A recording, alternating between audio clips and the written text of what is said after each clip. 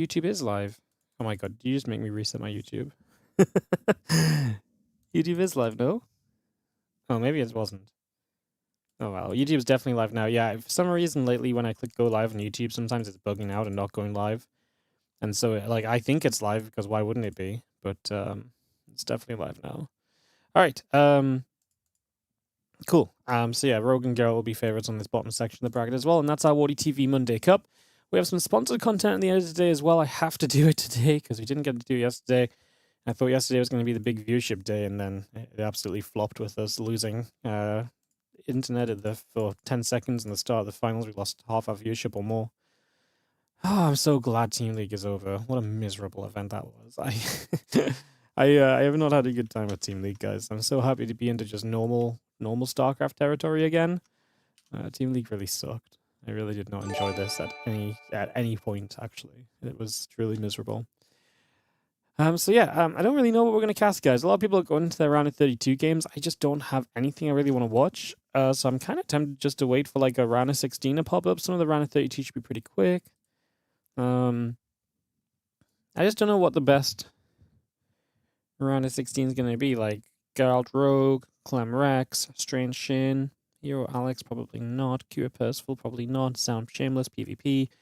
I guess most of them are going to be mirror matchups apart from Shin Strange or Geralt Rogue. So maybe we go for one of those. Maybe we either go Shin Strange. Maybe we go Shin Strange because we have not gotten to see Strange playing a very much lately.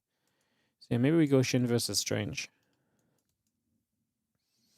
Good morning from America. Good morning, America. How you doing? What's up, Twinhead Dragoon? Thank you so much for the 9-month resub as well. Hello, hello. Also, thank you, Sipship, 54-month resub on the Prime to start the day off as well. Appreciate you guys. Thanks for subbing up early. And yeah, maybe we look towards Shin Strange. Now they're both in game at the moment, but maybe we can jump out and come find them at some point, or find them between games. Like I said, I was not really sold on anything in particular in the early stages, but now we maybe have a bit of a better idea of what we can potentially go for.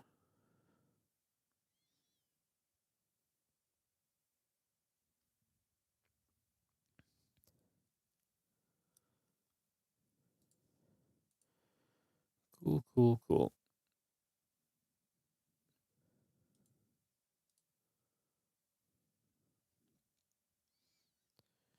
Cool, cool, cool.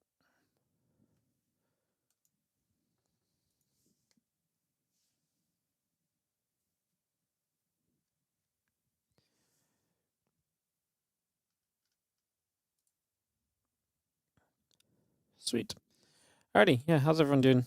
We'll just chill for a couple minutes. I'm gonna run another round of ads because my ads bugged out at the start of the stream today. Do you know what it is? Starting the stream lately, stuff's just bugging out so much compared to what it usually does. It's what is this lately on Twitch like? Starting the stream bugs out. The YouTube doesn't want to start. It's a wild one.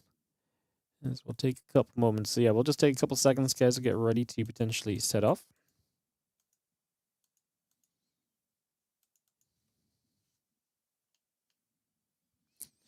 And yeah, like I said, I'm thinking maybe the Shin matchup. Shin versus Strange, I think personally would be my choice. Let's see if any of them come out of game. We can kind of jump into game 2 with them. Is Shin even here, actually? Oh yeah, Shin's been on the score screen for 2 minutes, so Shin should be here.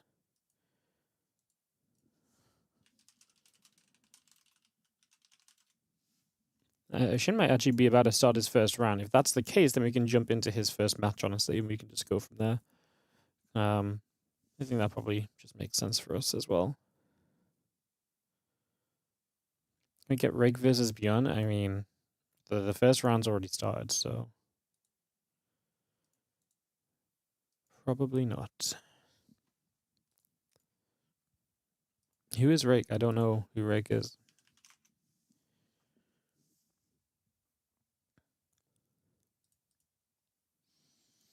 Yeah, I'm only gonna get Shin's game if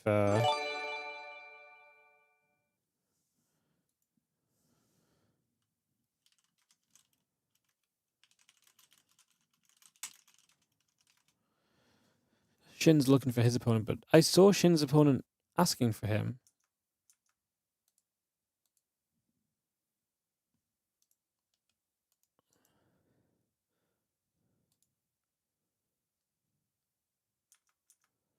Let me do some hunting. What's up, Ice Benno? How you doing? 13-month resub, unlucky number. Hopefully a lucky month for Warty TV. Hopefully we could do with a pick-me-up month after the last month of Team League. The problem with Team League going so awry was that it ended up being very very impactful on our numbers and stuff. So it's been a bit rough. But like I say, we're back to normal StarCraft now, so hopefully we can bring it back a little bit. Should be fun. Should be fun. What's up, Jalea? How you doing? Thanks so much for the 60-month resub, 5-year resub. Appreciate it as well. Thank you, thank you. Much appreciated.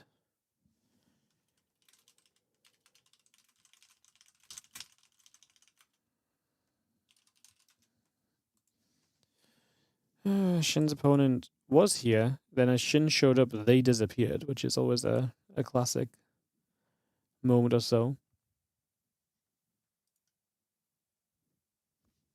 So we'll give that a couple of moments to figure out. Yeah, thank you, Jalea. 5-year resub. Amazing. Thank you so very much. Indeed. Much appreciated. Yeah, just kind of, like I say, a bit confused because Shin's opponent was here. Now they're not.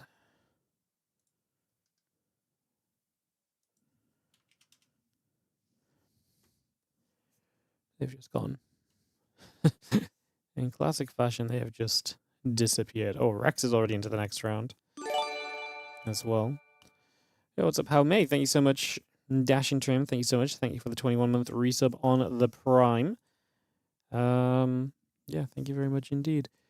Where did these guys go? They were literally right here. And then they even asked for Shin a few minutes ago, and then they just logged out as Shin arrived. And they're not in any other server. I don't know. I do not know.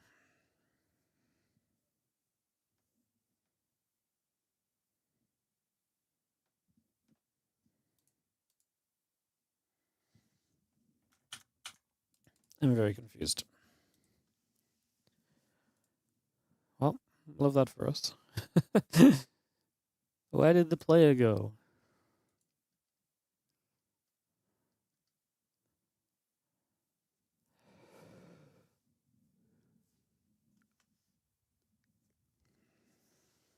Alright, we'll give it a couple of minutes for them to come back, and if not, we might walk off. I mean, it's not like the next round is ready for Shin just yet anyway, so give it a moment or two. How weird that they actually were here and now they've just disappeared. Maybe they DC'd or so?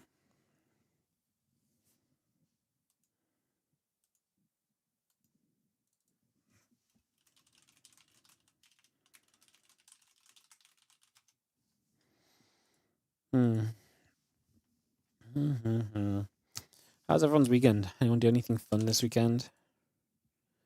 Anyone do anything exciting?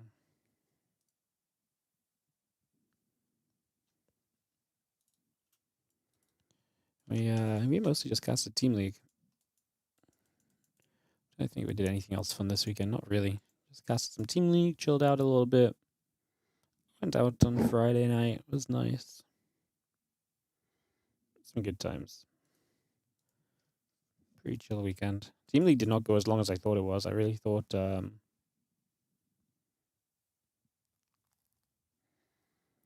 I really thought Team League games were going to be a bit longer.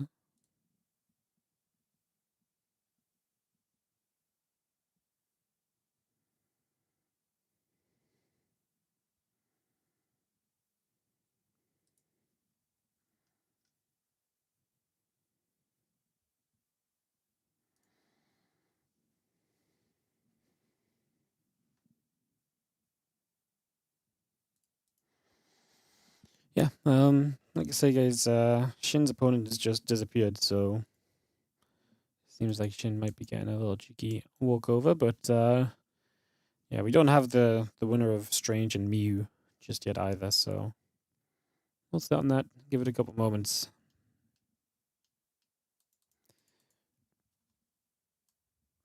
Were the old Team Leagues easier to manage and more smooth, or was it always challenging? It's a good question. I think Team League was always kind of challenging. but I also put up with more nonsense back then. Like, back the last time we did Team League was like 6 years ago, and like just in general, I was just more. My entire life was just more like fully versed in like fully kind of versed into StarCraft. You know, if that makes sense. So I think it's kind of just a case of like, in this day and age, I'm very used to just running normal 1v1 events that run smoothly and stuff doesn't go wrong. People know the rules and stuff. I mean, honestly, I don't even think Team League. It wasn't even that running Team League was bad. It's that the players made it extremely difficult because everybody tried to. Everyone started doing their own thing, rescheduling. Then they weren't away. Then they were away, which is fine. But like, tell me about it or something, you know. And then they didn't pre-play in time and contact me. Like it just people did not handle like the schedule and stuff that came up with in Team League as well as they handle the schedule and stuff when it comes up in like a 1v1 event. Is kind of what it came down to. So yeah, like Team Leagues are always going to be more challenging to run. Like there's always going to be issues and complications and stuff. But I think it's just been so long since I've dealt with something like this, and we just had so many issues kind of make it go wrong. Like from the very first week, stunning players were missing. After I'd already put out the schedule, and then obviously just messed a lot of things up, and then yeah, it was yeah.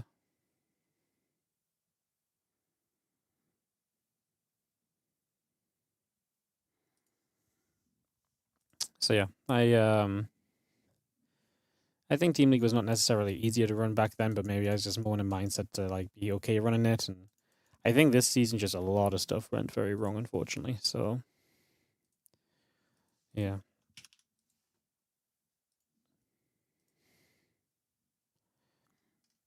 Yeah, this season just a lot of stuff went very wrong.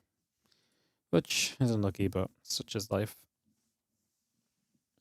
The thing is that this stuff doesn't go wrong if you just run a 1v1 event. So we just run 1v1 in the future, you know, then we don't have to worry about all these things. Let's bring the StarCraft music back in as well, shall we?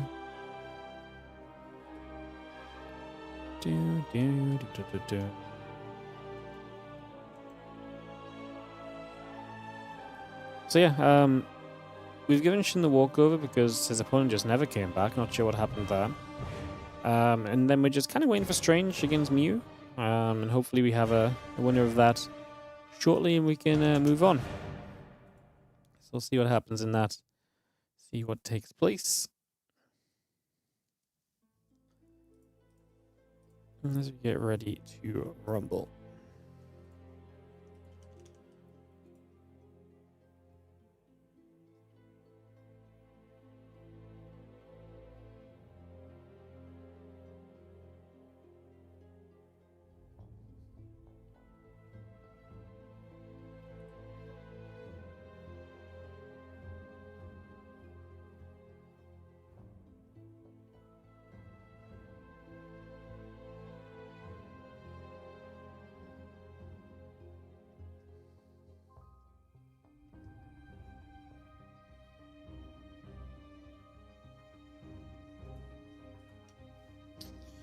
So yeah, we're just chilling a little bit. Is anyone casting a Mono Classic? You know, it's a fun match, and I would if I wasn't waiting for this Strange Shin game.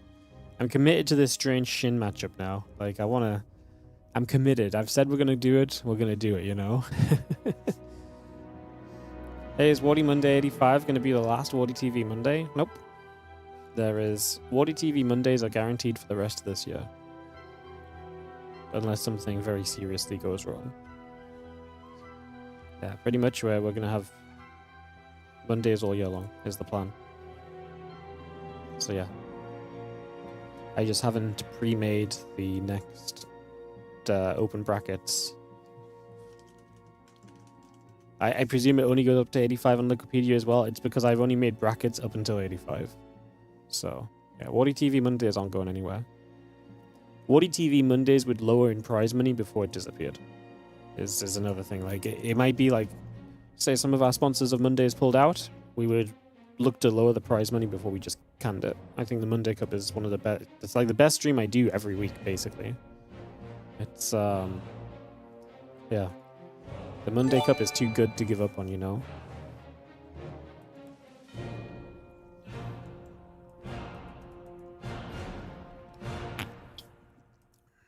Gross Papa, how you doing? Thank you so much for the 44-month resub. Appreciate you. Hope you're doing well. Thank you for the 44. Yeah, we have the entire year of Warty TV is, I'm not going to say guaranteed, but it's pretty well planned out. So we're going to have the Warty TV Spring Cup and Championship starting in the next couple weeks. So, okay. So basically, like, there's a few things coming up. So for this year, the Warty TV 2026 series will continue to include the following things, which are... Shin's opponent came back on and just went offline again. Don't know what's going on. So Warty TV 2026 series, which is our big kind of tournament series, is going to be including the following things. So we're going to have the Warty TV Spring Cup and Championship, the Summer Cup and Championship, the Korean Royale Season 4, and in theory, the European League. Those 4 events are major events on the Warty TV 2026 schedule and directly feed into the Warty TV 2026 Championship. We also have other events that are going to be happening still this year, such as next week and the week after is Warty TV Team Liquid Map Contest Tournament. I'm also working on a very big tournament as well, which if we get the final confirmations of this and the money comes through, I'll be happy to share more. For now, all I can say that it's a very big deal. Be one of the higher prize money events we run this year, so I'm working on that, hopefully to happen May and June. But like I say, I've not got it's pretty well planned out and everything. I just need confirmation still that I just need to see the money, basically. Once we have the money, we announce it, you guys will know what's happening there as well. So there's going to be a lot. There's going to be a lot of StarCraft 2 basically coming up. So yeah, there's going to be a lot of StarCraft 2 coming up. It's going to be fun. Like the Warty TV 2026 is only slowed down because of Team League. Team League was meant to be like a fun 4-week interjection in the 2026 season, and then it's just turned into a bit more. But like the next few months in terms of Warty TV events are going to be popping off, because we're going to have, like I say, a Spring Cup, Spring Championship, Summer Cup, Summer Championship, Korean Royale, European League, Team Liquid Map Contest Tournament, potentially another big tournament which is not necessarily Warty TV but something I'm running. Yeah, there's a lot going on. So yeah, we got a lot planned, and obviously Warty TV Mondays are the constant every single week, every single Monday. You get this chance to play an Open Cup, and that does build into your what am I thinking? That does build into like the Warty TV 2026 points and stuff as well. And like I said, it all builds into the end of year Warty TV 2026 Championship. Now, it may happen that some things come up and it's just impossible to fit all of these things in, and so maybe one of the events gets scrapped. But that is the plan, and the only reason we pull back from that plan in any way is because other tournaments come around and it's literally not possible for us to run our event because there's other events happening that we're already covering, if that makes sense.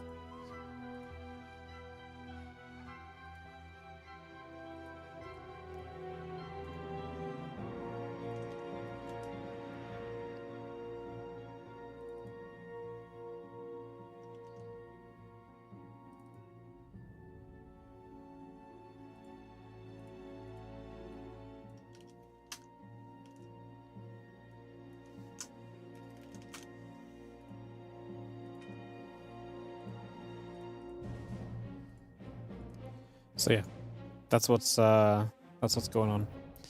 And if you like the sound of all of that, you can support it all at patreon.com/WardyTV.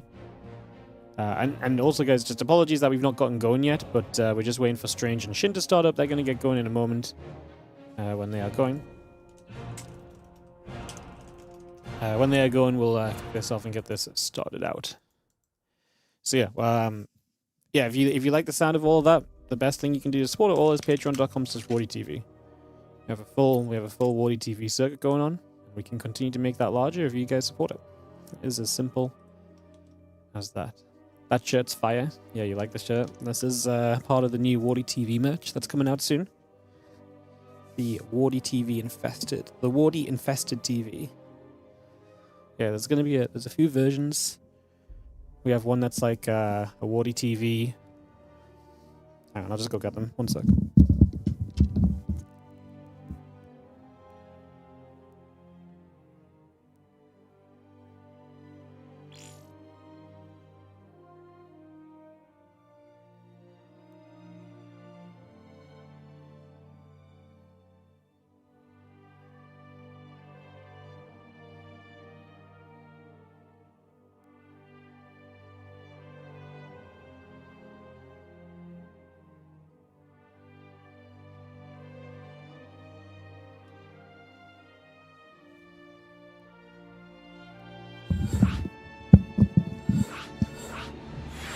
Yeah, so we also have the Warty TV Infested logo. So this one's like just the logo, so it'll be a bit cheaper.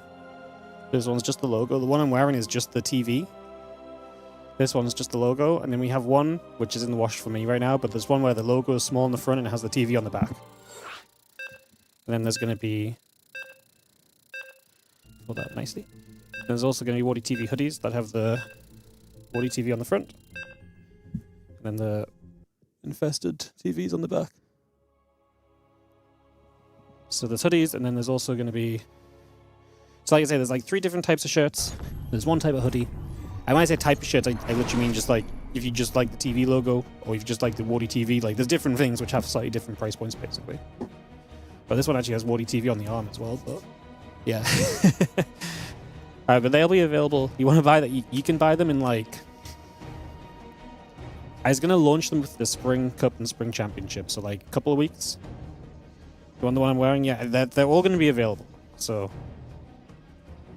they're all going to be available. And obviously, like, they all come in different colors and stuff as well. Do I ship to Asia? That's a great question. Let me check that.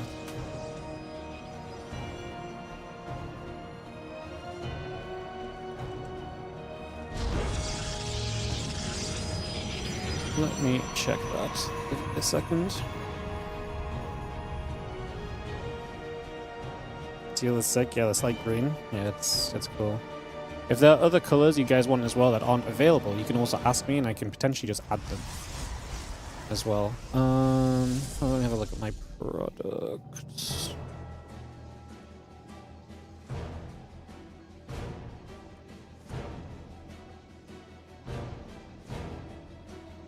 Hang on. What if I... Sorry, I know we're in-game, but I won't answer the question.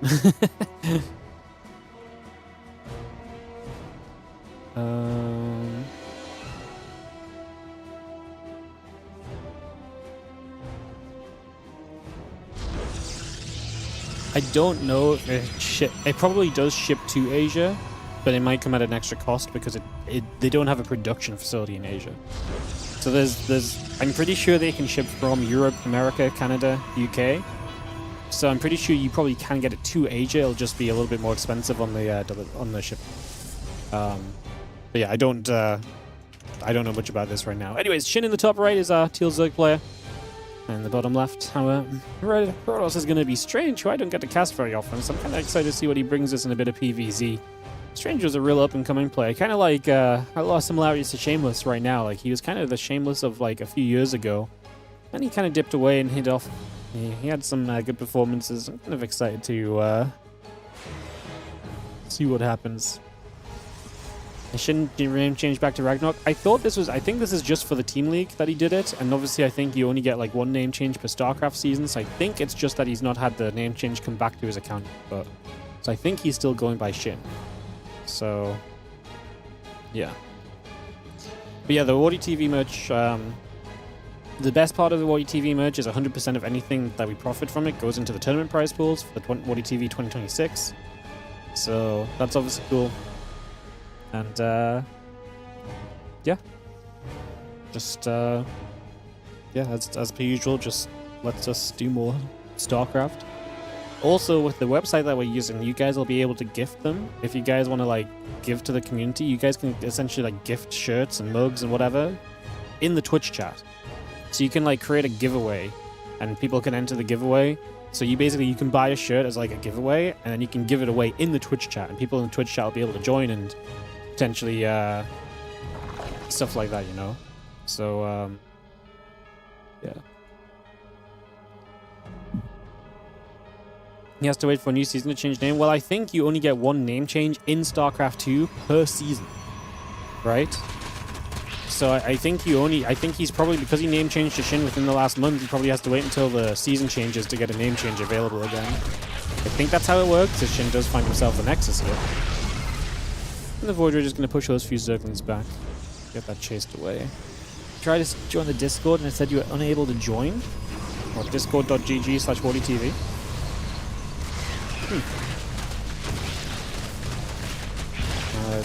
should just work. There's no reason you should be blocked from joining the Discord. Because these Lings try and get after the Pro, but will not get there. Why don't I have variant designs? It would be cool to have an Ultras on your show or something like that. Probably because, yeah, getting stuff designed costs money, and realistically, like, we're probably not going to make the money back that I spent on getting the designs that I already have made, so every design just costs more, right? Yeah. I can try and push these ones, and if we can make some money into the tournament prize pool, then that's awesome, so...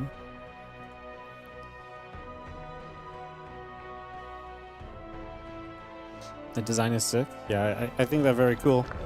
I think, like, maybe, like, obviously, next year, if we do more designs, we might add, like, a Protoss or a Terran kind of one or something as well. But yeah, I obviously just had these made, so that's talking, like, way in the future. If these ones are fairly successful, and when I say fairly successful, I'm not looking to, like, make a lot off this. Like, if we could just... If I could sell, like, 20 and break even in terms of how much I spent on the designs, but I'd be very happy to do it again, you know? So, yeah. Bro, you'll buy 20. Yeah.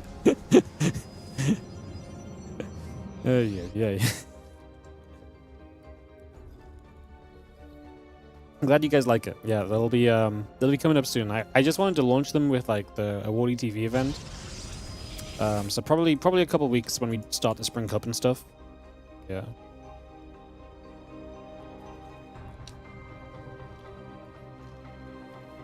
Where can you check the merch? It'll be up in a couple of weeks. Yeah. Me and Helen were just testing it all out to make sure we like it before we sell it. Helen has great Helen gave a great review of it all though.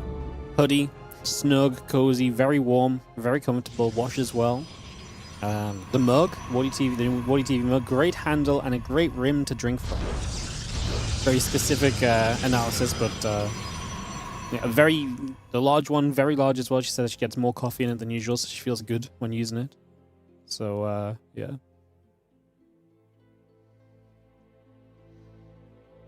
Are they seasonal? Nope. Once they go up, there'll be no reason for them to come down. They'll just stay on our school. I'm not doing like a limited run or anything.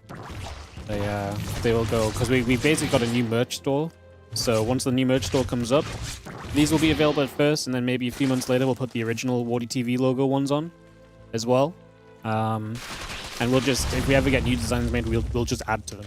You know, we'll just add it. So if you ever like one, you're not pressured to buy it right here and now. You can buy it a few months from now, or buy it next year when you actually need a new shirt or something. Now you feel bad buying all 20? No, there's an unlimited amount. Like there's no limit. Like you can buy as many as you want. You just don't need to buy 20. Buy 20 if you want to buy 20. If you want 20 shirts, then buy 20. I'm not going to stop you, but like you don't have to. I'm just saying you do what you want to do. Unlimited, yeah. Unless you literally buy this massive merchandise store out of all of its shirts, they are unlimited.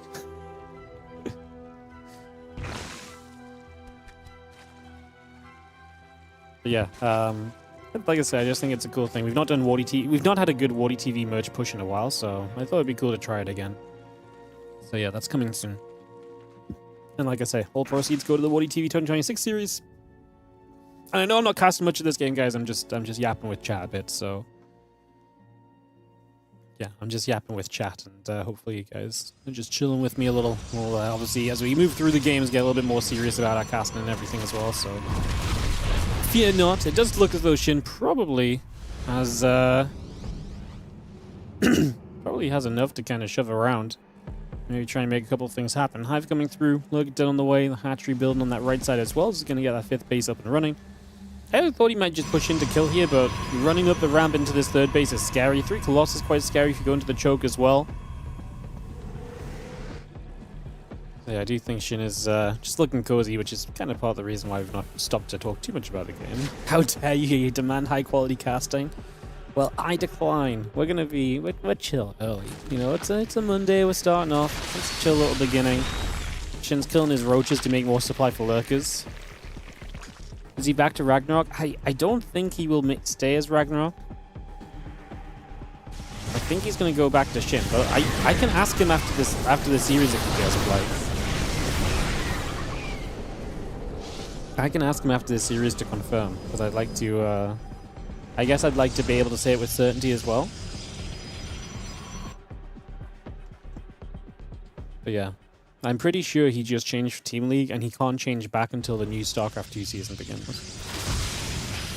He's just combining the names. Shinarok, Ragnarshin, Ragnarokshin, Shinagrarok.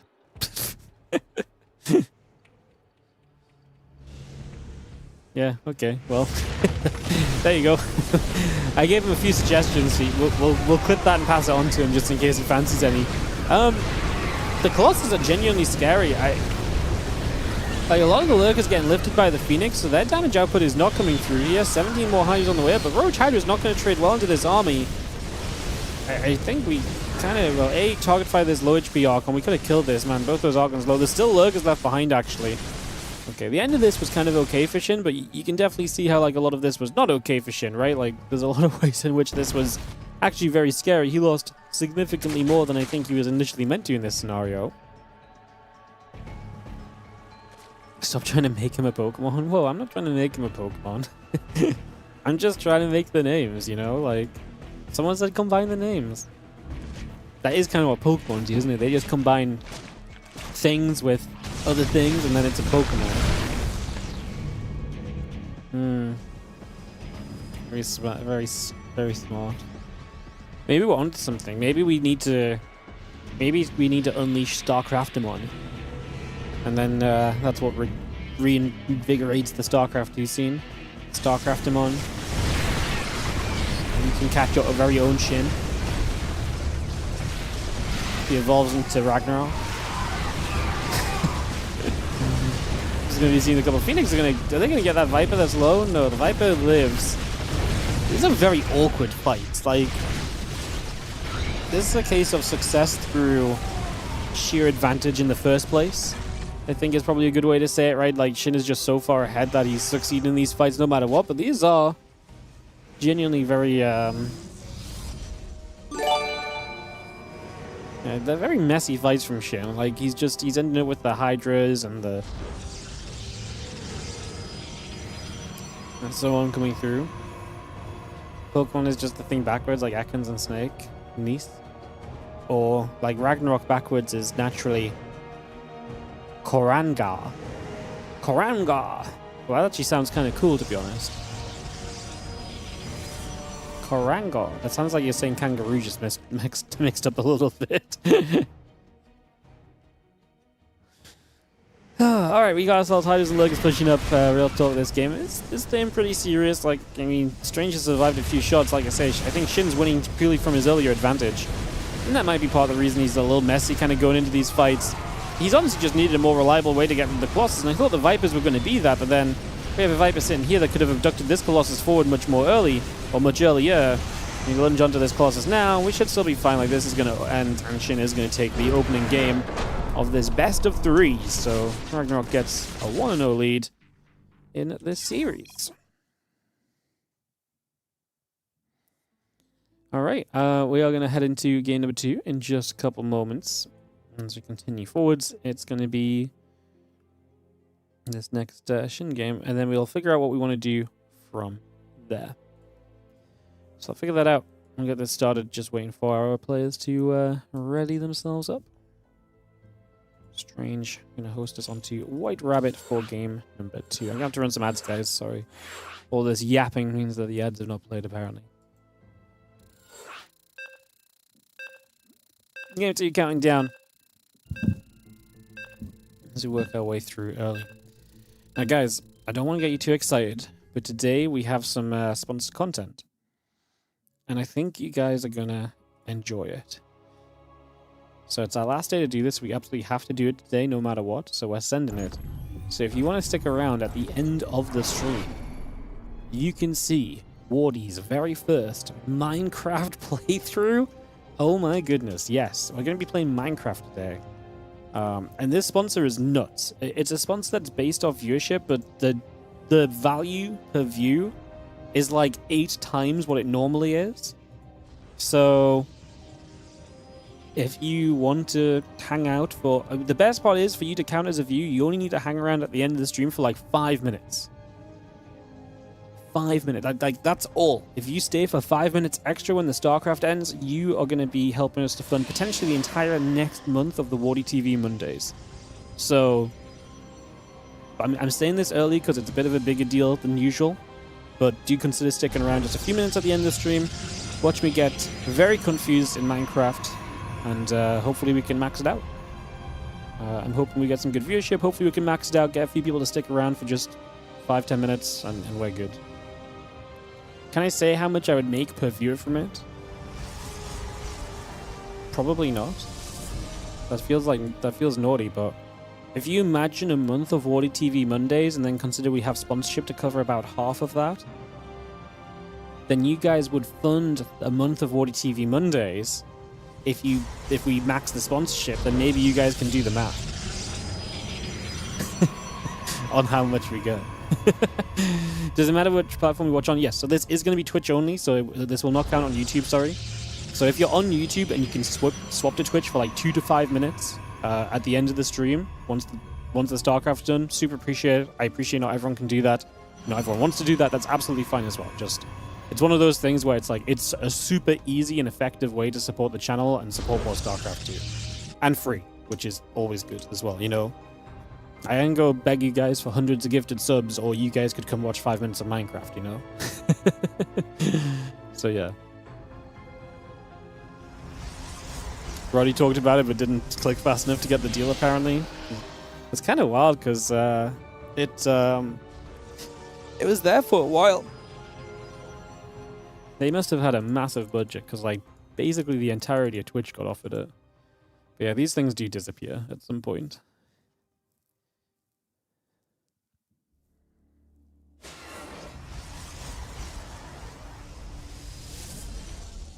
As a commentator of professional discipline, it's really nice of you to take partnership with such a small indie building game. You know, Minecraft need it, you know? This Pokemon Pokopia is coming for Minecraft. They also have... Pokopia also has blocks, you know? Minecraft needs this. Minecraft needs this right now. We have an air weapons upgrade coming in from Strange. So this is obviously very odd from the very beginning of this game. Number 2. Kind of wondering what he actually plays this into here in the next few minutes. I'll have to see what happens.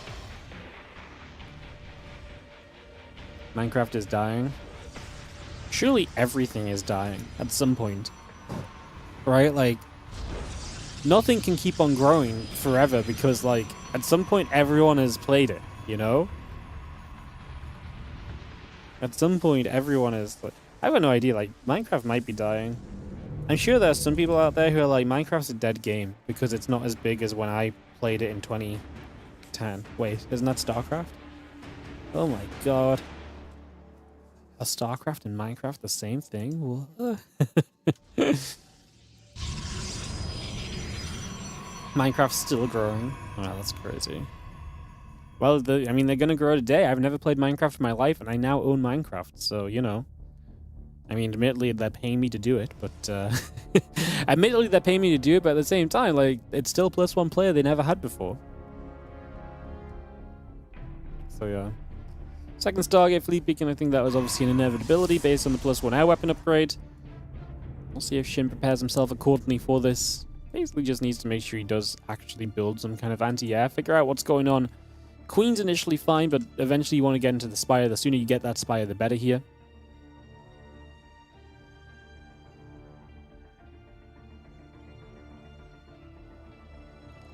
A game dies when no one plays. Look at Grey Goo. Is Grey Goo that RTS from like the 2012, 2013 era?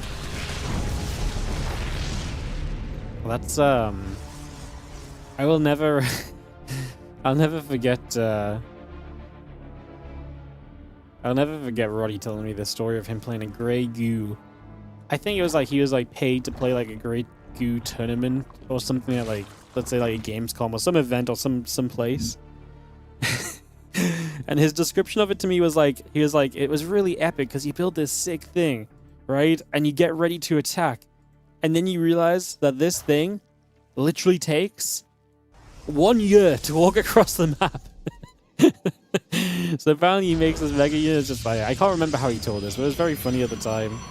About how this thing just walks across the map and takes absolutely forever, and by the time it gets there, it doesn't matter.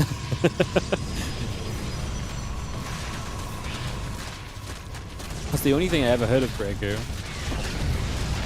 Because those lings are going to come in. It's going to be a nice attack. Get some probes. Carriers are going to show up, so now we know. Shin is going for the kill. A kill against carriers always seems a bit scary. I always worry that we just don't have enough anti-air to really kill, but then we don't maybe have enough damage output to really stop the roaches from just doing serious damage either, right? He's going to make a second drop load. I think that's smart. I think a second drop load of queens is absolutely worth it here. And then the Spire obviously eventually is going to be absolutely what you want to get into at the end of all of this, so... Let's see. The queen's going to load into this next drop load. Like I said, don't mind bringing a couple extra queens across the map. I think that's a big plus against the carriers. That said, I mean, okay, the carriers are across the map. We've got sport crawlers defensively here. At least the carriers are going to have to recall home, so they're not going to be there immediately. That gives you some more time to really kind of take advantage of this whole situation, so that'll be a factor. They start to attack into these sport crawlers here, as you can see, and begin to just kind of chip their way through this. But then the units are going to go on the other side, so the carriers are pretty much going to have to recall. If you don't recall them, there's no way you live through this, essentially. As the queens are about to show up, the drop lords are here to bring those queens in. There's the recall. What are we going to go for? Queen's actually getting pretty good damage on that first carrier. There's no battery nearby with energy. We're going to recharge that one on the natural.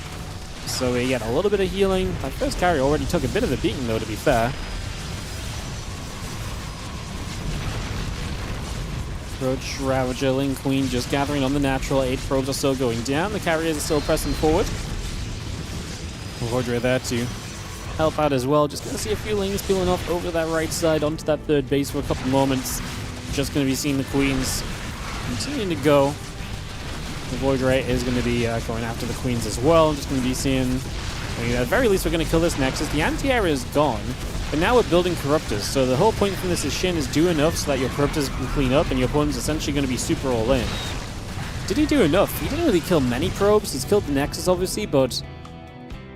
Let's see. I mean, we're at, what, 4 carriers of Void Ray, 2 new carriers, 3 new carriers are about to be done as well. So then we're going to have quite a carrier force to go across the map with initially.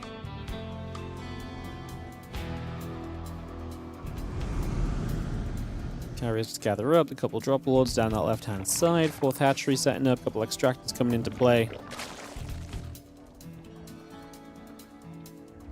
And the Corruptors come through, the +1 flyer attack continues to come about. Just going to see those carriers and the +2 air weapons in production as well.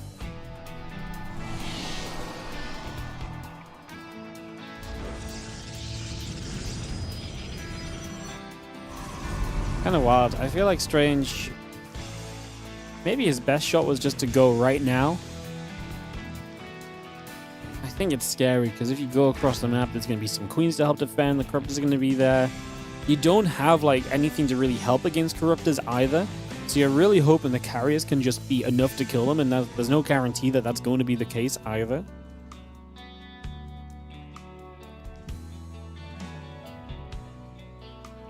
Things gather up, spreading out a little bit. Still got the +1 missile, flyer attack, sorry. Still got the roach speed coming through. Those Corruptors continue to build in the Evo Chamber as well. Hatcher on the left side will set up for him a Shin. You can see those Lings pulling back and get ready to hop into the Dropper Lords. Into they go. Yeah, like this, right? This is the sort of thing which you're not really well set to deal with this Strange. You're not playing like a ground army, you're playing no warp gate even, so warping in defenses is bad. So if you actually try and move onto the map right now, you're immediately going to run into some trouble here. So, like you say, immediately that's going to be a problem. As it's single circling, still stepping forward at the moment. Strange too defensive. I think he should have gone as well, to be honest. Like, he wiped out the entire army and has all the carriers left. I think he goes, because I think he should have had a recall available by then again. The problem is he's going to, what, max out on carriers and have... Well, he's still on Warp Gate now, but, like, I think what he really needs to do is... never mind Warp Gate, but, like, let's actually just see Storm from the Archons. He is on his way to a Twilight Council, so it's on the way. We're going to see the Mothership going to get sniped pretty quickly. Corruptors just get in, get the Mothership, and then get out. The Time Warp obviously makes it a little bit rough to kind of stand and fight there. We actually end up killing 17 probes, so this was extremely successful, despite the fact that he just dropped kind of in front of these carriers, and this is the issue. Carriers kind of suck against Corruptors. You kind of usually are powered up by the splash damage, the Storms, and the Archons, and so on. A couple more carriers show up. The Corruptors have to turn away. Don't be wrong, you're obviously killing some Corruptors. That number's going down, but you just lost like half of your carriers. We've now lost 5 carriers in this game. We've got 5 left over. The Zerg rebuilds those Corruptors so much more comfortably in a game where now Shin is at 90 drones, and Shin is looking as though he is going to be stepping himself through to the round of 8 in today's Warty TV Mondays. Now I really think you should have gone across the map, because I actually think you could have had a go at the Corruptors when there was only a low number of them. I think it would have been worth giving it a go. Like I said, it may feel risky, but I just don't think it gets better for you when you've lost a Nexus, you've got to rebuild a natural, and you're given the Zerg all the time in the world to do their own thing. I don't think that advantage is ever going to come back into your favor. Stranger's going to lag out, so that might be a bit awkward for us, because we might have to rehost this one before we can get this closed out.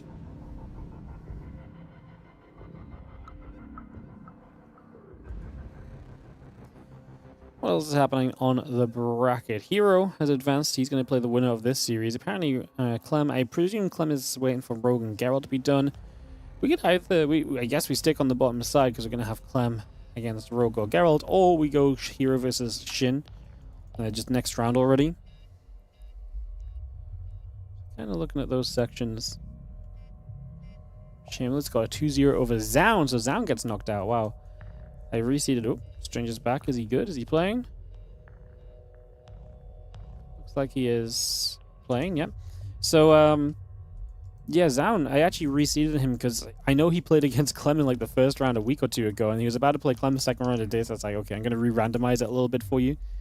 And he got Shameless, and unfortunately gets bopped down by Shameless. 2-0 from Shameless. Impressive. Shameless continues to get some good stuff.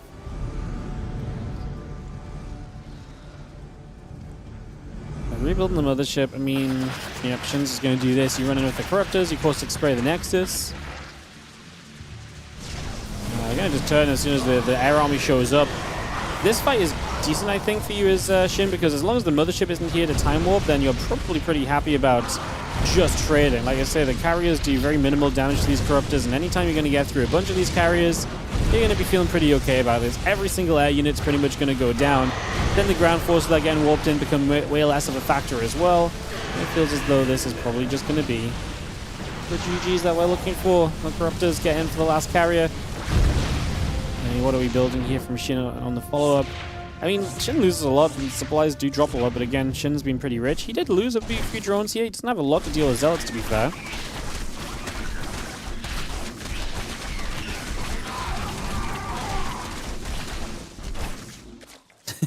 Greg, who was a casting gig in pack style, game with potential just 3 times too slow. Yeah. This is what I remember you telling me. You were casting it, and it's like, yeah, that's what you were saying, right? Because you were casting it, and you said something along the lines of, here it is, the big epic unit, and you try and hype it up, but it's just taking the slowest steps across the map of all time. I remember this story. It always makes me laugh whenever someone mentions Drake. It's the only thing I can think of. But yeah, I kind of forgot it because it's been a while, but yeah, now I remember. You're trying to hype it up and it's just still leaving the main base. Oh, yeah. And a few Zealots are going to try and counterattack again. So Stranger's going to get back down here. Again, just being annoying. Takes out a Queen. The few Zerglings are going to wrap around for a few of these Zealots as well. The Corruptors fly in. Mothership goes down. The Void for carriers. Just going to get picked away at. It's still not super pretty because we're losing all the Corruptors every single time. Like, Shin this time has a lot of money banked up, which is not the case that he had previously, I guess. So he doesn't have as much. I mean, he can kind of rebuild quickly, but he's got to rebuild Corruptors again. What's funny is that we're still not really on a great ground army. I mean, it's a better ground army to help support the carriers, I guess, than what we've had before. This feels strangely painful. for Shin to try and close this out, no? I mean, it is +3 air weapons, and the upgrades on the Corruptors are soon to be +2 flyer attack, but not there just yet. He does have the flyer carapace at least. Gonna build some ultras, which is nice for the ground because there's not a lot that really deals with ultras. The thing about carries is they definitely don't eat through ultras quickly. You see them already struggling to kill Corruptors off in any kind of, decent rate. Ultras are going to be a very similar story, if not kind of more so in that kind of scenario. There's one more Archon in. I want to see a resources loss tab. 17.2 to 24.6. I wouldn't say that that's too egregious, considering that Shin's had a very good economy. Like, he's been 80 to 90 drones for the majority of this game. He's had a lot of bases. Like, it's fine for him to have traded inefficiently here. Obviously, you know, Strange getting up to a 4th base is a bit of a scary deal. Corruptors, of course, spray down this one, so it's not like the economy is going to stay super consistent still. I'd say we're keeping this in a very manageable position right now. As Shin, it's been a bit ugly trying to close this out. Just because I feel like it felt like it was pretty over early. Maybe I didn't give enough credit to this army of Strange, to be fair. So maybe I didn't give enough credit to that as the mothership flies up. Just going to get to the frontier. The Archon gets in underneath. Join everything together. A couple Ultras going to be diving forward as well. Just going to be seeing the cannon. Going to get cloaked up. The Ultras are going to start melting. Corruptors, the Ling is just going to run through. Just going to try and make our way onto this. The carrier's going down. The mothership going to be in trouble. We just fight for victory here in game number 2. Is Shin going to have enough? I mean, like I said, I think the Ultra is going to be very difficult to get rid of. The cloaking is actually going to be very effective. No Overseer nearby. We have to make another round of Corruptors. But if we preserve the Ultras, I mean, obviously just lost a ton of probes. The Nexus lives, but we had to rebuild this Nexus too. So again, the economy of Strange is not going to stick in this game. It's not going to stick around long enough at all. Yeah, Shin not quite remaxing, but he's definitely building back up, and he will continue to build back up much more quickly. I actually think Shin might be able to just wait a bit as well. Like, he might just be able to wait until he gets to 200 supply and then go, especially now when he's killed a bunch of the economy and he's going to slow Strange's development down as well. Like, right now, he's going to be scaling a lot better given time than what Strange will, so... That last fight takes us to about a 10k resource loss difference. 80 dead Corruptors in the game. 2 motherships died. 13 carriers as well. 80 Corruptors is pretty ridiculous, actually. I didn't think we were like 80 Corruptors deep. Ultra is good against carriers, one of my favorite interactions in the game. Yeah, it's it's one of those statements which we can only make after many years of StarCraft 2. It's like you can't make this statement without people having seen enough ZVPs. Otherwise, people just look at you like you're crazy. That base just goes down. The Archon's not going to show up in time. So once again, we're reduced back down to 3 bases. We re-expand that instantly. Just going to have another wave ready to kind of run at this. If the Ultras can just come chomp through these Archons, then these Corruptors just kind of get free pickings in the sky. This feels very comfortable. I'm just going to see the Lings initially going to latch themselves in toward the mineral line. The Ultras are going to go after the Archons. The Corruptors try and come around the backside. They do get time up, and they are going to get Archon. A lot of splash on the Corruptors. Still kind of an ugly fight for Shin, just because of the positioning ended up being pretty good for Strange. But again, another 22 pros down. He has now 24 workers left. At this point, I think Strange just has to push. You've lost so much economy. I don't think trying to wait out helps you any longer. I think at this point, you just gotta go. I think at this point, we've just gotta go. I don't think we really have much other option at this stage. Ling, Ultra, Corruptor, I'm gonna come flying through here. Just gonna have the mothership, gets jumped on. Carriers still coming about, the interceptors will fly, and we are gonna be seeing this army spreading for the kill. Obviously, we've got the Queens here added up as well. I mean, to be fair, the Corruptors are still struggling a little bit. Oh my god, it's just the Archons have been whacking them. 10 new Corruptors on the way, should be fine. It's just a 19-minute game that feels like it was a 7-minute game. Because I really felt like Shin was... The moment that Strange didn't attack after Shin's initial all-in, I feel like this game has been kind of decided since then, but I can say it's been ugly for Shin. It's not been a clean-up at all. He's had to fight for it. But there's just never been a moment where I truly believed that Strange's army was going to get it done. Maybe that's a bit naive of me. Maybe that's a little bit of bias just because I think Shin is the stronger player, but I just feel like the position has just been too good for Shin. I mean, maybe you could have made this easier with some natural spellcasters or so as well, once you realized just kind of flying in with Corruptors repeatedly was not going to be working. But I mean, he's also had economy for days. Like, he was up at 90 drones at some point as well. While Strange is fighting to his dying breath, these last couple of carriers are the last breath he will have. Shin gets the 2-0 and will advance into the round of 8 to play against herO.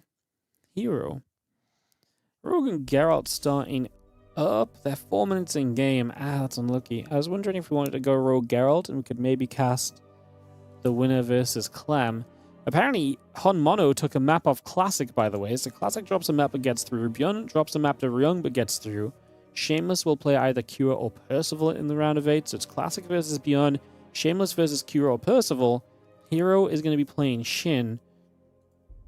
So we could either go herO Shin or we could wait for Geralt Rogue. I don't like the idea of waiting for Geralt Rogue.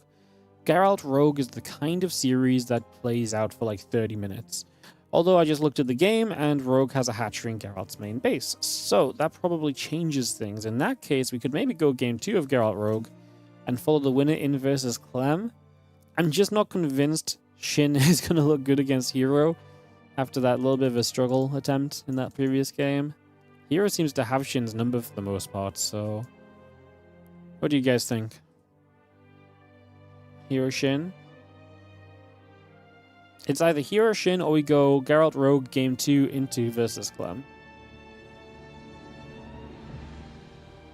I'll let you guys type your preferences and I'll see if I get swayed.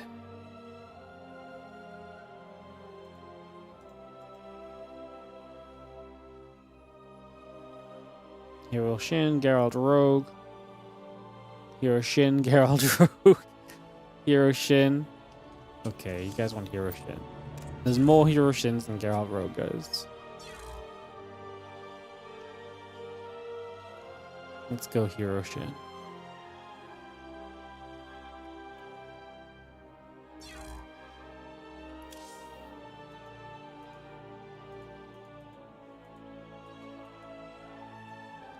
If I can log into career in time for them to get me in game. That'll be the challenge. That's the real challenge. They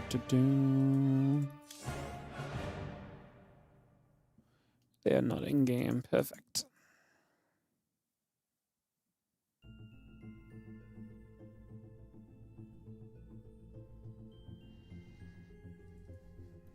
Cool. And just wait for herO Shin to host up. And we'll be off to this next match, guys. Take us to Clem. The into Clem is the interesting part. Yeah, of course it is. But the thing is like Rogue Clem, I feel like can either be a banger or Clem smashes Rogue down in like 10 minutes and 5 minutes or something. I feel like these series are either like epic and Rogue wins or like not epic and Clem stomps, you know? I feel like it's always a bit of a roll of the dice. We should try better not to cast Clem every single moment because I feel like well, it's kind of a double-edged sword because I'm trying to diversify my YouTube uploads, but at the same time, anytime I upload something that doesn't have Clem in the title, it does 4 times worse. So Clem is the clickbait at the moment. Clem is the clickbait. Amazingly. All right. We are taking a moment to. So Rogue and Geralt in game 2. Rogue is up by 1. And we'll see what he gets up to in a second game there. That's over on Coca's stream if you want to watch it. Obviously, a lot of people are covering this on different channels and so if you guys want to check that out, feel free. It's part of the reason why we let everyone cast the Mondays.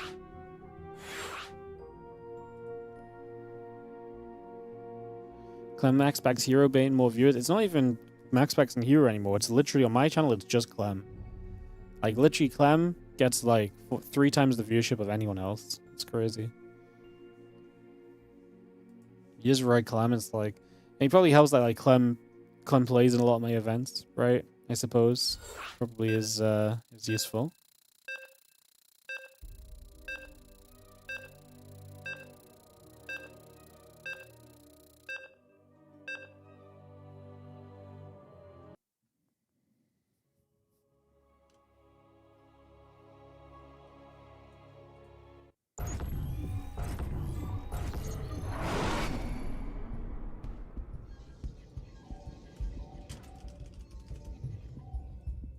Alright, let's jump in.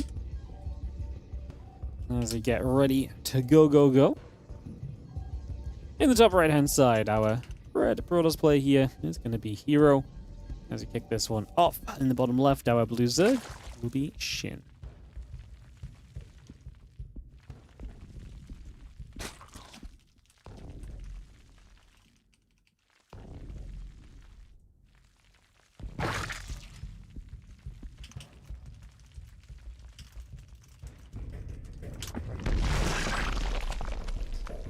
Alright, a couple of cancellations as we just got set up. Nothing too crazy initially. The hatchery down, and that's obviously on location as well. herO is going to play the early scout. Not getting the hatch block is obviously a bit of a shame for him.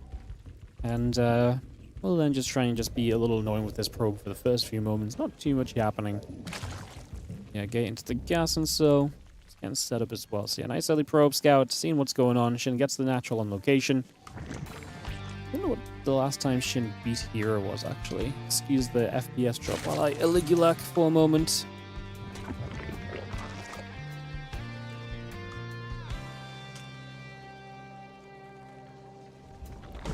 Kind of a while ago, Warty TV 2025 Championship, the seeding matches. Since then, herO is not just 5-0 against Shin, he's also 10-1 against Shin in maps. So, yeah, Shin is typically not great against herO. herO definitely seems to have his number. I mean, yeah, it's a massively one-sided. Oh my god, it's a massively one-sided history all time. 53-14 by herO. When you scroll down the Eligulac history of them, you just see herO. It's just crazy. Alright, well, this probe still nibbles. We are going to start getting some tech choices soon. The Cyber Core will finish, and we'll see if we do just get that Stargate opening. Or if maybe herO wants to maybe try and spice it up a little bit by going into like an early Twilight Council or so. But obviously mostly just expecting the Stargate to start us off.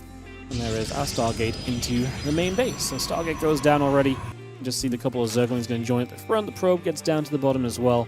And it's going to look at the idea of maybe looping around to see where we go to.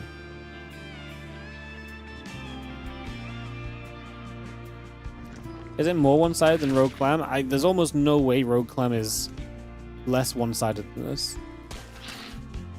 Hang on. Rogue has at least beat Clem once in the last month. Not much I know. The last time they played, Rogue 2-1 Clem, then Clem 2-0, 2-1, 3-1, 1-0, 2-1, 3-1. Okay, so Clem, yeah, also dominates. Rogue takes maps against Clem more, though. Wow, 15-6 in matches for Clem. But the map score is much closer. So I think Rogue takes maps against Clem a lot more frequently.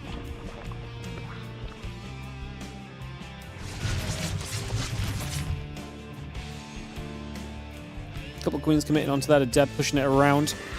Is this game on? Yes, it is. Yes, it is. Adept pulling over, moving about for a little bit.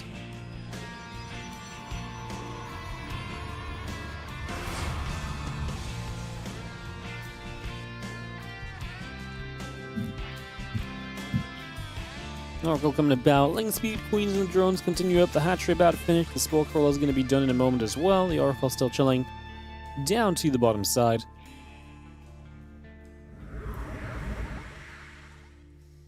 This Oracle is coming back up the top. And yeah, the Wolf Gate coming in. Nexus and the Gateway coming through for a few moments.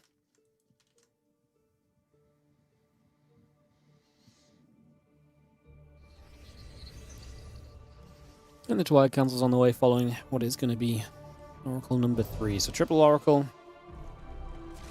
Not a lot of activity early. Nothing's died yet in this game, so there's Oracle 1 sits on the map. Oracle 2 is just staying at home, so herO not really poking for much damage at all in the early stages then. Couple queens going to get here, just going to keep that Oracle back a little bit.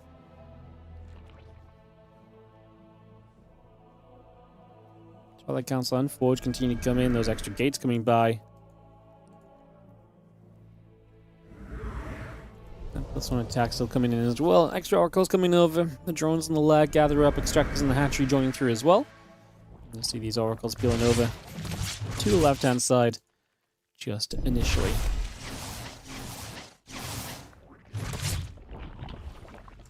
And the Oracles move about. It's going to be some Evo Chamber gets killed, so that's one way to get a drone kill. The Oracle being pretty deadly then. 3 workers, very close to losing 1 Oracle, but it just gets out alive, so this Oracle is out of there for the moment.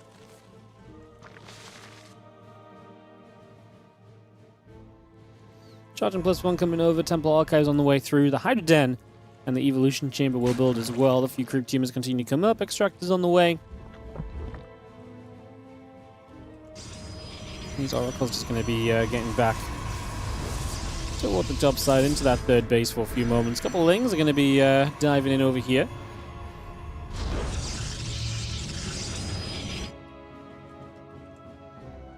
As Oracles get down the bottom, again the extra gauge, the Zealots and the Charge and the +1 all coming through. Just going to see the few Oracles still gathering together right now. Still looking to poke down to that bottom left-hand side.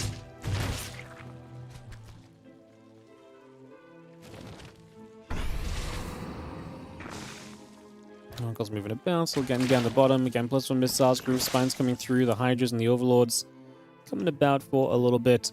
And continue to get settled in. For a few moments, Oracle's still just going to activate, just going to be seeing the Hydras are going to step forward once again. And Queens will be there to chase the Oracles out across to the upper right-hand side over these next couple of moments still. So yeah, pushing that back, pushing that away, +2 and Storm still coming up. We have extra gates and Robo Facility coming about as well. A few Zerglings in the center just going to run through the Nexus, going to get jumped on. And the few Zealots just going to be there to push the Lings back away around the right side. The Oracles, 4 of them in the center.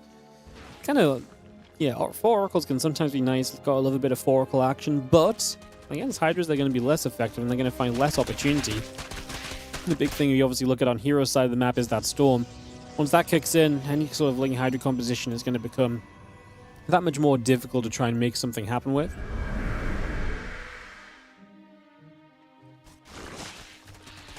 Hydras will step through. The Oracles going to take a bit of damage. Revelation goes down. Just going to be seeing the Zealots and the Archon's going to sit at the front. That Nexus still coming through with a couple of extra structures, a battery and a cannon on the way in. Ling Hydra at the front at the moment. Just going to see the couple Queens going to activate onto those Oracles. They get pushed off to the sides again. Those Oracles get chased away. The Ling's getting pushed back. The Zealots there to do so. Oracles get back up to the top. Zealots and Archon still moving through.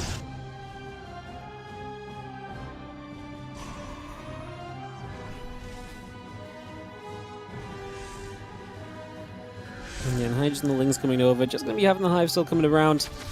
He's going to be seeing these Zealots run up, and these Lings are going to get a wrap around immediately onto those Zealots. Just going to be able to grab that. It's going to be a nice little jump here. And the few Zealots continue to move on over for a couple more moments. Still trying to move about here and there. The Hydras going to clean out a couple more of those Zealots. The Zealots still trying to step about, trying to see what else they can do. Hydra back over this left side. Just going to see that Queen going down. We do get a little bit more damage out of this, and still got Archons, Immortals, and Zealots gathering up into the center for the moment. As the Stasis going to catch a few of these Hydras. The Archons there to push the Ling Hydra force away. There's a lot of units moving down onto this area of the map, so coming straight across there. A couple Storms going to come in. The Hydra's going to get hit. Hydra's looking to wrap around onto this Zealot Archon force. The Ling's going to be there to help as well. The Hydra's still moving upwards up towards the top there as well. And the Zealots also continue to come through for a few moments. The Hydra's are still chasing. And the High Templars are going down. And the Hydra's still taking just a little bit of damage here for the moment. I pull out over to the right side and just going to go and take their way through this set of rocks. So rocks will be dropping very shortly. On his way through to just, again, this shove. Hive is up, and again, the Hydra Lunge available. That's kind of the only thing that's coming online anytime soon here from Shin. No. Down to this other side, try and take this fight. Let's see how well you can dodge these Storms. I mean, the Hydra's in a pretty good spread. And what's nice is as he pull the Hydras up to the top away from the Storms, they're still in kind of an annoying position, but the Zealots coming in from that side, actually very useful. However, Shin will get a dive through onto the Immortals and the Archons on the low ground now. Been a fun dance. Those Hydras on the top are going down, but there's forward base falling as well. At the same time, there's Zealots across the map causing chaos too. If we have no splash damage, these Hydras are terrifying. Like, it's so difficult to get rid of these Hydras in these next few moments, especially if you've got enough Lings protecting them as well. And the Zealots are still going big across the map. They are probably going to find a 5th hatchery and more, but of course, hero's now down to just 3 bases. High Templar shows up. It's never fun to sit in a storm. Does Shin benefit from just backing away right now? Does he benefit from just stopping for a little bit? Couple more Lings going down. The Archon, a couple Zealots, the Immortals still gathering. Get ready to come about once again. The Hydras and the Lings still joining up together. There's 2 Carapace coming through, and the Hydras going to work their way over to that left side as well.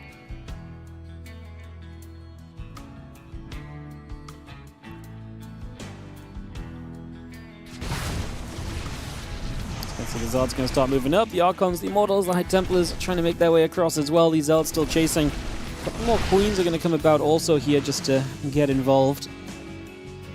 I'm just going to be having the Mothership also continue to come through then for now. Zealots going to dive up. The Hydras are going to be here. We are going to see the Prism gets taken out. Another Storm coming into play already. Just going to have the Mothership, the Zealots, and the Immortals activating onto this hatchery. The extra Zealots going down again. These Hydras still trying to press through. Another Storm coming into place.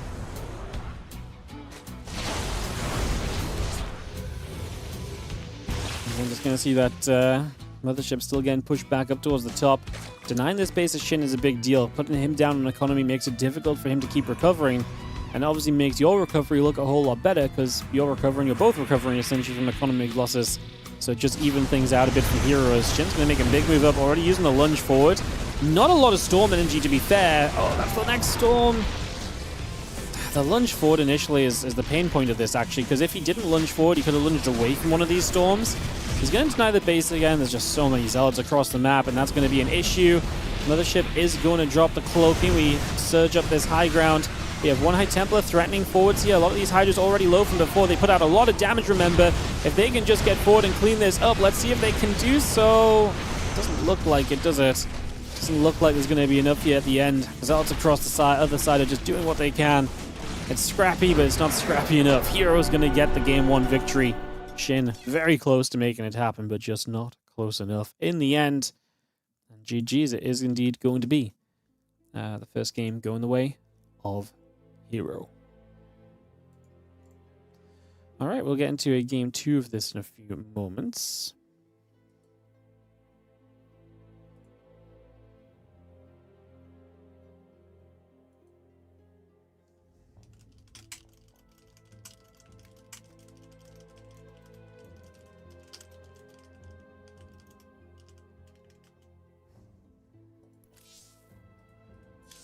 Trying to jump into this game.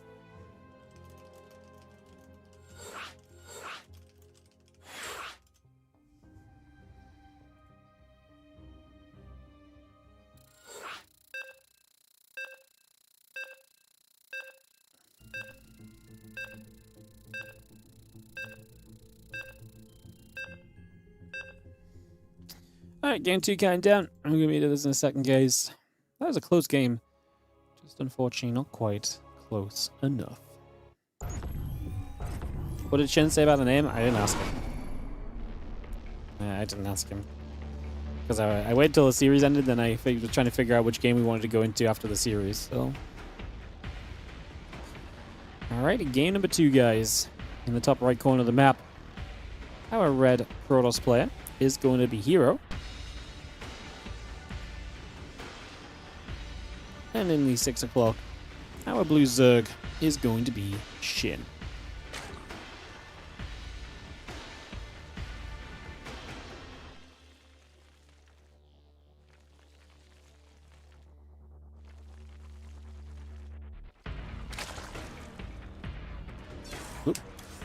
Alright, drone coming about is similar on the way. Just going to be seeing the probe.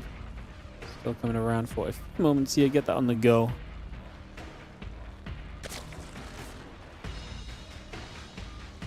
Another ship for map 2. I feel like that last game is already kind of the formula that Shin kind of needs if he's going to see some success and potentially a win in this matchup. So we'll see if he can maybe get it to a similar sort of state. But even then it wasn't really enough, so I guess we need even more to really help him.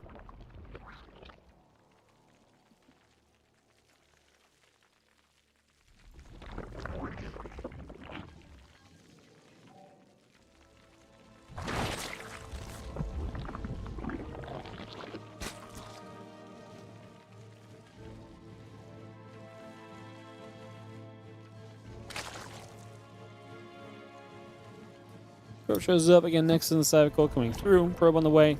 Launching the pool and the gas all settling down. We got a lot of this up and running for the next few moments. And yeah, that Cybercore coming into place here already. And Next is coming through Overlord, moving out to the center. The Overlord of Shin moving up to the top.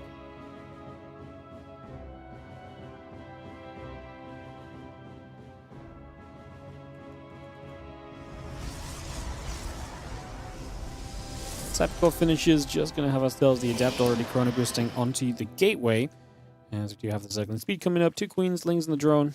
Continue produced by, we have the single probe of herO, just pulling back to the left-hand side. And we do have a couple of circlings that are going to pop out, try and chase that down as well. So that probe gets chased. A couple of Queens, Lings, drones, and the Ling speed all continuing through. The couple of Lings will go after the probe also. The drone will keep chasing.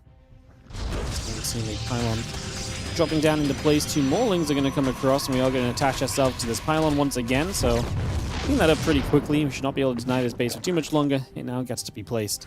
As the Adept shows up, we know the Lings and the Queen are off to the left side, off creep for a moment, so we actually get access to this natural. And the drones just have to pull, so herO trying to take advantage. Good Evo, blocks the Adept back into the units especially, so that works, and the Adept has to shade away, but still creates a lot of lost mining time here compared to what was going to be the case otherwise. So you can't really be upset. herO, early Adept, still a success even if it's not getting a whole bunch of kills or anything. And it's not always about the kills, it's about the other parts as well.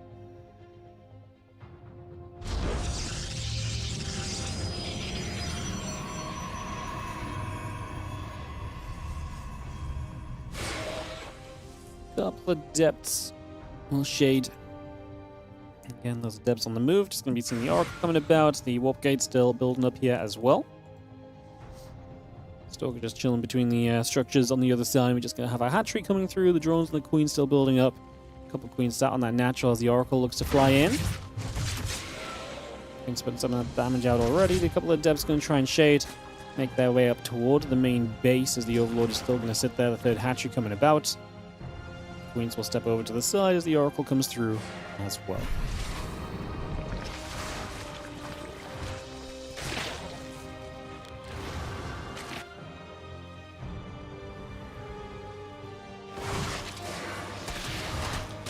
Well, the Lings just move up. Just going to be getting a wrap around on these Adepts.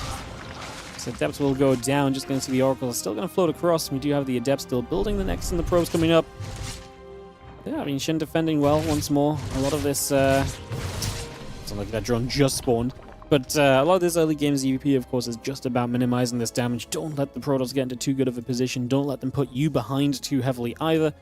And if you can do that and achieve that, then generally you're playing into that mid game from where you want to be, more or less. So, say Shin is able to see a bit of success right now. A couple of the Adepts heading down that right side.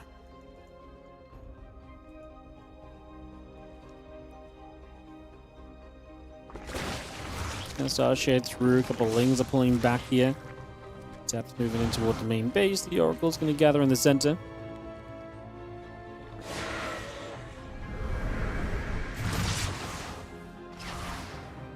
Kings and Queens continue to come about. Just going to see those Oracles get back over that left side. 4th hatchery coming into place.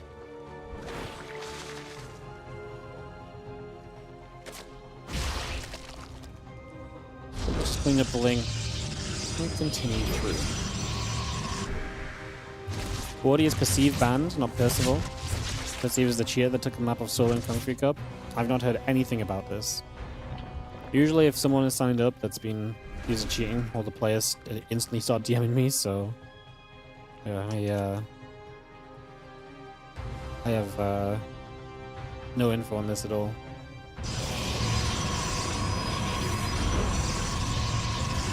Plus one blink and the gates continue to come through. Has anyone mistakenly emailed me about CS2? No, this has actually never happened. I always thought it was really funny when CSGO became CS2 as well. I really thought, I was like, man, this is really confusing to me. But obviously not to the majority of the world, so... Just gonna see the Oracle when he gets killed from the back, so Oracle will go down. 4 drones already falling.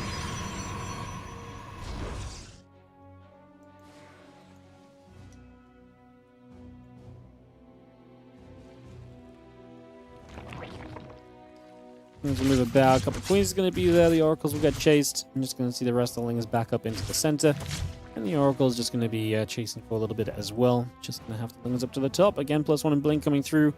Bane Nest, melee upgrade, and the Groove Spines continue to come over. Those Lings getting ready to run in toward the natural, perhaps. We got the wraparound on these Adepts, so we're going to get rid of 1, 2, and not 3, because we'd rather go and fight these Stalkers. So we're going to try and do our best that we can there. There's not a warping currently on the natural. There it is. So now we're not going to gain access there, so they should just be halted. The Stalkers blink through to obviously get a couple of additional kills, and we have got our Hydras on the way up here from Shin. He's also getting the Baneling Nest up, Groove Spines initially too, so that initial investment into the Hydras coming into place. Stalkers continue to come around just for a little bit. The Oracle stepping over, and again the charge, the +2 attack, the Stalkers will continue to come about for the next few moments. Stalkers will find a cheeky little overload over here as well, and there's the Lings moving back over to the right side. We're going to try and play a bit of a wrap around here or there as well, seeing what else we can get done.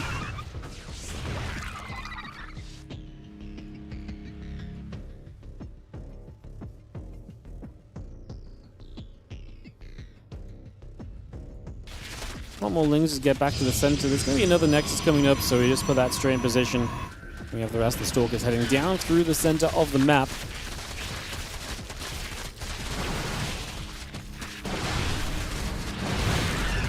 Hydra going to be there. We are going to be seeing them just trying to catch these Stalkers. The Lings on the other side can threaten again. herO somehow has had his wall up multiple times in this game. Must have acquired his new monthly wall off allowance. Wow. I'll just double check it's herO, because his wall has actually just held multiple times in a row. It's very unhero-like. It's just in space. It's a proper wall. There was a unit there, yeah. This is very strange. Well, Hydras, Lings are going to come about. We are going to look to make a bit of a move. Let's just see the Stalkers stepping forward. Just going to be seeing the Lings going to get a wrap around. These Stalkers stuck for a moment or so. The blink doesn't save all of them.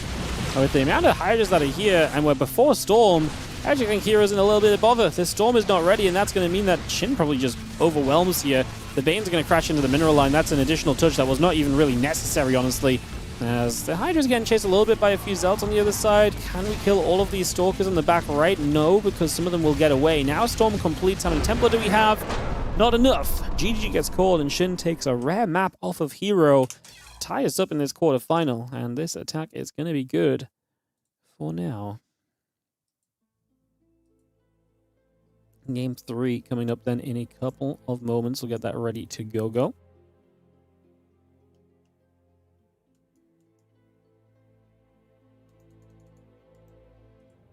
Shin sets the lobby up for us. We'll join over and get this ready to go.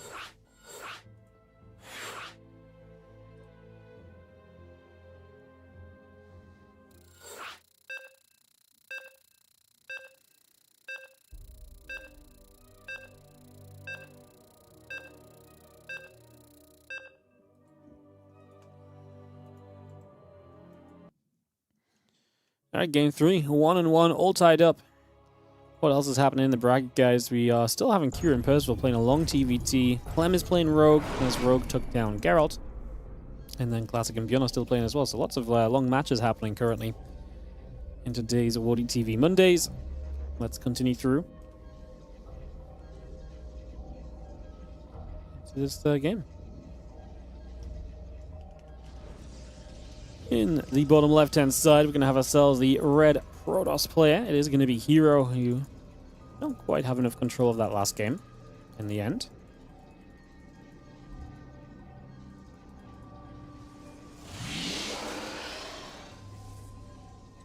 And of course, Shin, who's able to tie the series up and take us to a game 3. We'd love to see him win one against herO. Like I said, it does not happen very often, so I'd love to see him get a cheeky win in. I think it'd be cool to see, if nothing else, as we get into game 3 of this best of 3.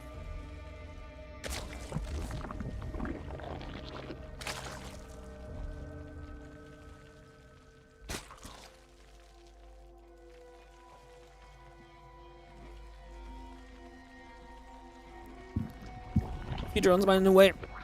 Hatch gets pool. All coming up for a couple moments. Get that started. See where we go.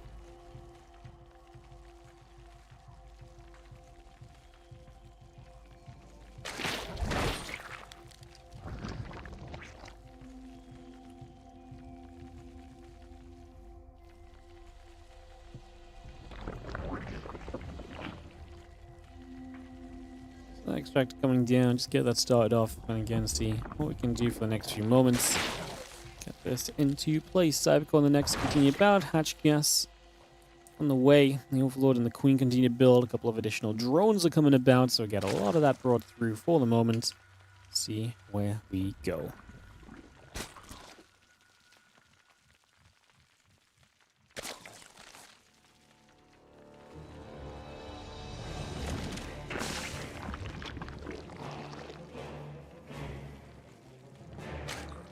Gonna drop a little inject in. And then some drones move about here for a little bit. Queen, drone, hatch all coming over. Nexus, the probe, and the adept are coming about as well. Do you have this probe over here? You can chase all the way. Does it go down? It has one shield on it, so it survives one hit. But it does not survive one hit. Am I crazy? For some reason I thought that survived one hit. I'm dumb. It survives a nibble off of a I'm thinking about the wrong thing, is my problem. Thinking about the wrong thing. It does 6 damage. A Zergling. No? Does... Oh, no, doesn't a Link do 5 damage? Am I crazy?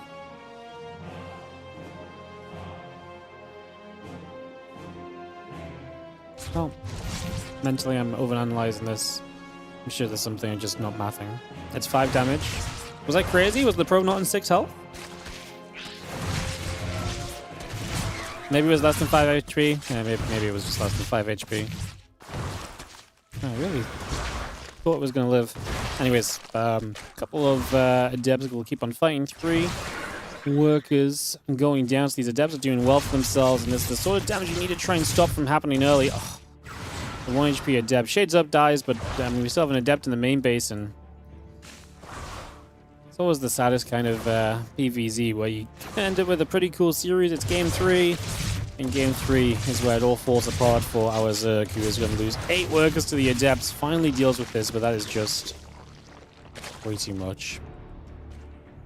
I mean, that's just against herO. That's usually game-ending damage. We'll see if Shin can find a way back into this, but it's a lot of damage taken. hero's actually adding 3 more gates already, so he's going to be very aggressive on the follow-up. Here's the Oracle to just add 2, 3 more worker kills at least into play as well, so they just go straight down. Yeah, I think this one is looking pretty solid for herO in the early stages. I guess as you get 3 gates, maybe we just start Glaives on this Twilight Council and we just start massing the Adept count up.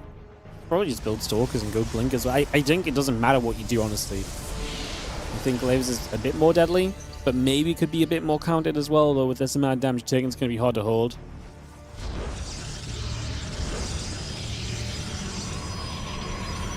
Third Nexus goes down, Pylon comes into place, and let's see a few Overlords and a couple Spores, and Creep Tumors building up as well. It's going to see the Oracle is getting chased about too for a couple moments up to the top.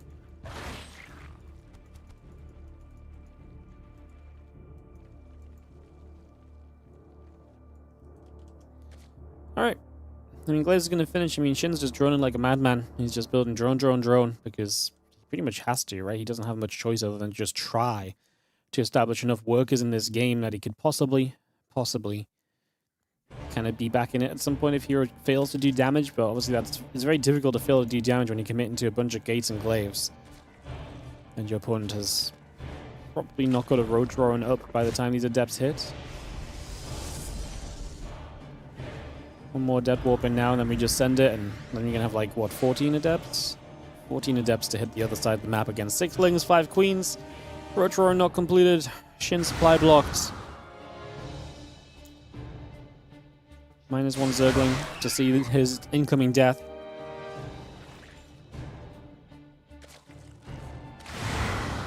Yeah, I mean, we're asking for an impossible defense.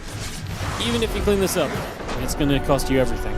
And that's why the GG comes off immediately. That will be that. Alright, herO 2, Shin 1. In this best of 3.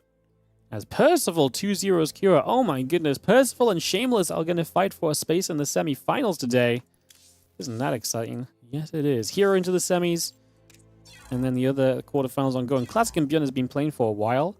No update on that right now. Seamus versus Percival playing in the round of 8, and then Clem and Rogue playing in the round of 8 as well. Clem and Rogue are 4 minutes in game. We can probably just watch Clem and Rogue through Coca's stream or so, maybe. Let's just check who everyone is casting. Clem leading 1-0. We can watch this from the French stream for a little bit, guys. Let's hop over here. So this is Clem Rogue that's currently ongoing, but obviously on the other streams. So Clem's up a game, and he's currently getting Roach Ravager shoved, but he's got double bunk. He's going to lose his wall off, but he's got double bunker and attack, it feels, and stim. I feel like... It looks as though Rogue was probably being very aggressive, and then he's already kind of ended up at that point where it's like, well, I've got this Roach Ravager, may as well try and do more with it, but now he's going to get punished by this stem. He loses every single Ravager, so Clem is looking good. Obviously win this and you're through to the semi-finals for another round of Clem versus herO, which has not been ideal for Clem lately. Clem herO has not been an easy matchup for him in the slightest.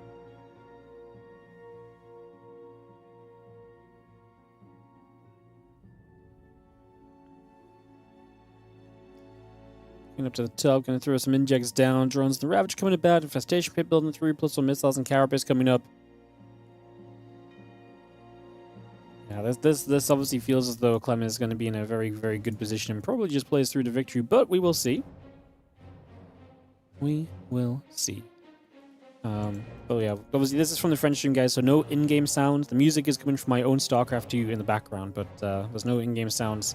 That'll obviously be fixed once we get over this game and get into the semi-finals. It's possible Clem switches to toss against herO. It is, yeah. That's something he's been doing a lot of lately. Playing the PvP. To be fair, his TvP against herO has been miserable. It feels like he's lost... I think the problem with Clem is that he's such a confidence-based player. Like, so much of his kind of...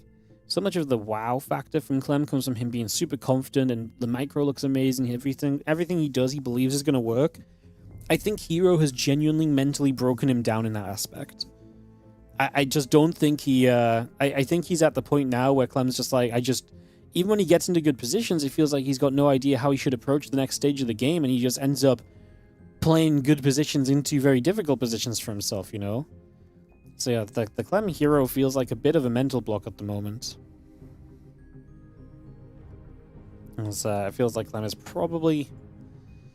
he's definitely primed to overrun Rogue with his attack. Let's see if he succeeds. Oh, it's a good fungal just to start us off. It's obviously one of the ways that you could maybe buy a bit of time. The problem is there's not going to be much follow-up to the fungals. The Ravagers don't get the tanks. Rogue says GG. Clem will go into the semis to play herO. That will be coming up in a few moments' time.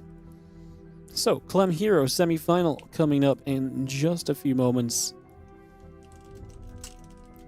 I'm just going to go grab myself another drink, guys. So I'll be right back with you. We'll throw a break screen on. We'll come back, Clem and herO, after this.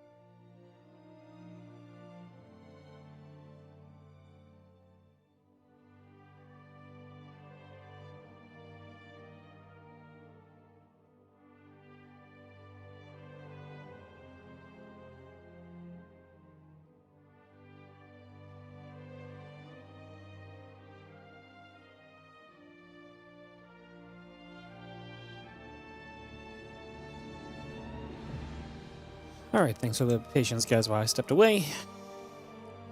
Just waiting for Clem and herO to veto up, and we'll be able to go for some more SC2. Wait for them to veto. Yeah, that's on the way out.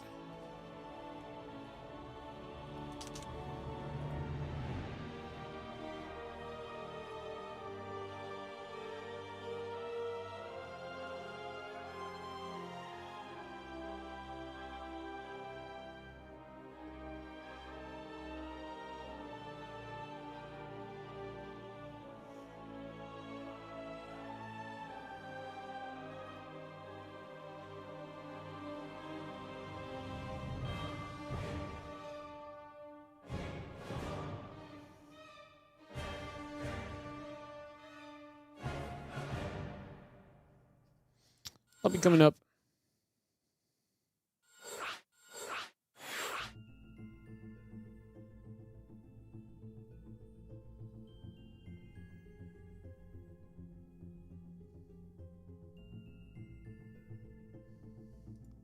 Cool. We're in the lobby then, so it should be a moment or so able to get this underway, guys. Again, thanks for joining us today for the Warty TV Mondays edition 82. Thanks for joining us. We're just waiting for herO Clem to ready up. Clem has set his Protoss already, so it looks like we are just straight up playing PvP here for this semi-final. Clem has truly given up on the TVP. As we get ready for PvP semi then. So Clem, herO, PvP semi-finals coming up. We obviously could end up with the PvP semi-final on the other side with Classic and Shameless. Let's hope that Björn or Percival maybe succeed to bring some Terran representation into the round of 4. As we dive on into the top right corner of the map with our pink Protoss player, this is herO. He's obviously coming into this as last week's runner-up. Actually got kind of smashed in the finals last week by Classic. That was a runaway win from Classic back then.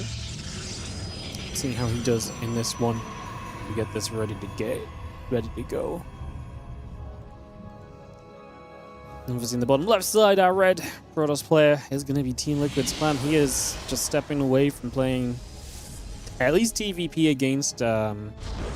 he's at least stepping away from playing TVP against herO, and I don't blame him, honestly. Like, his PvPs look good when he's shown it, and genuinely does not feel like he has had a lot of success playing Terran against Protoss. Like every time, not even against Protoss, but like mostly just against herO. Like I said, I really feel like he's got a bit of a TVP mental block versus herO specifically and how herO plays and everything. So yeah, I don't really blame him going for the PvP. And like I say, his PvP has been competent.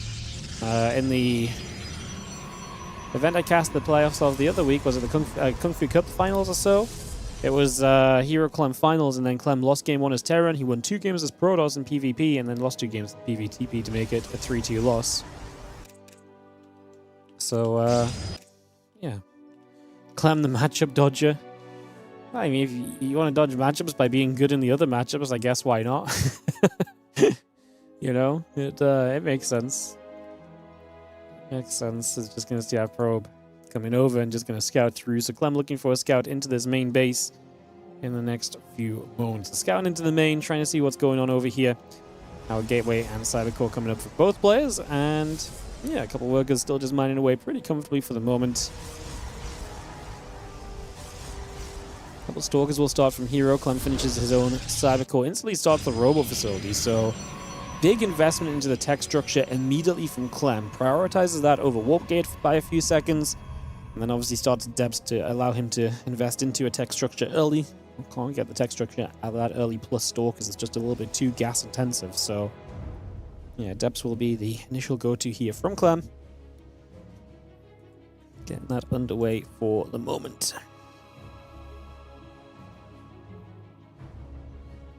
Should we consider Protoss Clem a Protoss now? I think you got to give it a little bit of time to see if he actually plays PvP against everybody. Right? But yeah, I mean, if he plays PvP and PvT, and he only plays TVZ, then I guess Terran is his off race, I suppose, at that stage. Which is a little crazy, but yeah. couple of Adepts moving around. The Stalkers on the other side putting some work in as the Adepts will threaten. herO is just expanding. We're going to be seeing the battery coming up. The Adepts cancel that shade, which means the Stalkers can jump on them. So Clem should be moving back with these Adepts. Drops the recall. herO able to get rid of one. Hurts the other. Clem going to throw his own Nexus down now as well. We'll have the Prism out to try and apply some pressure. But if his idea is to take the Adepts into the base or so, they are now dead. He would have been better off committing to the shade, killing the probe on the high ground, and then recalling. He just didn't realize where those Stalkers were soon enough. He didn't realize his Adepts were actually being found kind of ahead of time there, unfortunately. So just didn't get the reaction time necessary to make that a little bit better for himself, unfortunately, as the Stalkers and the Sentries come back over. Two Stalkers poking at that pylon. The Adept going to threaten a shade through once more. The Stalkers still chasing the Prism. We get rid of a couple more, lifting back into the Prism on the high ground. And that Hallucination is going to step forward. Stalkers and the Sentries will chase the Prism down. I'm just going to be having the Hallucination getting turned about as well. And now Stalker's going to chase that Prism, so again, Clem is going to be hunted as we just see. We can't lose the Prism here, surely. I was going to say, there's just no way it doesn't get away to the high ground or so, the ledge, and you've got the rocks to the upper right, so if these units try and make a dive for it now, you have control of it, but hero's just ahead on workers, a faster expansion. Clem is going to be on a faster blink, but he does have a unit problem right now. Like, he needs a couple more units to be able to deal with this. He has no low ground pylon either. And yeah, this Prism needs to show back up, but if the Prism shows back up in the bad place, this becomes very awkward because then you lose the Prism. The probes are going to act as the frontline defense. Clem is going to start clearing up some units, sure, but it costs him a fair amount. I mean, to be fair, it didn't cost him too many probes, but now he's only got Adepts against some Stalkers. Like I say, Blink is coming up much faster from Clem here, but he needs that to actually really finish. Obviously, his advantage previously could have been seen as a Prism, but just being out of position this whole time, hero's basically taken advantage of that and ended up pushing Clem away to the other sides. Adepts just going to get there. That one Stalker does go down, so we get that grab, able to make that KO. Nicely handled. Immortal pops out of the Robo facility. And the Prism from herO as well. He's now going to go Glaive, so Clem going into Blink, but herO going into Glaive. Immortal, very powerful, controlling army where you've got those real power units and the Immortals kind of in the back lines that are likely going to get a lot done. These Stalkers stepping over the side. Just going to see that Observer setting up overhead. Again, the Prism and the Glaives continue to come through for a few moments. And again, the Stalker's going to get there to actually pick off the Observer of Clem, so another loss from him. This game definitely starts to spiral a little bit. Now, he's going to try and expand, but I wouldn't be surprised if herO is just sending a big old attack. And then here, Clem's going to be put onto the defensive, which is going to be very tough for him, because he just has a lack of units, and he's obviously not got a lot of batteries and so, because he's been kind of poor in this game and always kind of playing on the back foot. So there's just not a lot of kind of preparation to deal with what herO is essentially doing at this point. And that probably means we're going to be in some trouble. That Observer overhead right now gets sieged up again, and the Stalker warping in. Just going to get forward here. Prism goes down, so at least we get rid of the Prism of herO. How does Clem approach this? Do you have a way to fight the Immortal? Obviously, you can blink back a little bit. The Adepts are going to shade into the main base. He will kill the Immortal, but there's no answer to these Adepts. They're just going to kill 100 probes. Well, if there was 100 probes, they'd kill 100 probes. They're going to kill 7. It's not quite 100. As Clem is going to deal with the army other than the Adepts. Just the Adepts are a pretty major factor that we need to deal with. Maybe if we could have found a way to stop those Adepts getting in us, so he will wall them off now. Yeah, but this is too little too late, as they do say. The Adepts actually just going to target down the battery, so they get into the main base again anyway. That one Immortal is going to fall, but herO still significant supply lead. He's killed 15 probes in this game. He's now expanding himself. The Adepts are still going after workers. He is not done. The probes are continuing to drop as the Adepts are just here, there, and everywhere. Stalker's still trying to fight back, but GG must be called, and herO will take an opening game against Clem in the PvP in the semi-finals. Alright, game 2 in a couple of moments. Still no result from Classic and Beyond. What the hell are they doing? They must be live on someone's channel. Who has... I wonder if Inu is on the...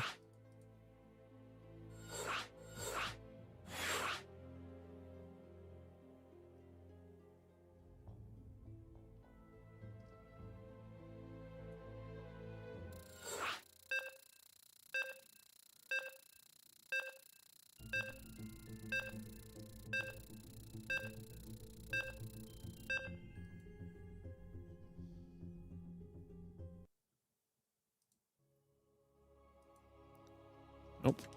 I was wondering if I could find the Korean streamer if he was in on Beyond Classic. They've been playing for a long time. As Clem is the wrong race, so we'll just rehost a second.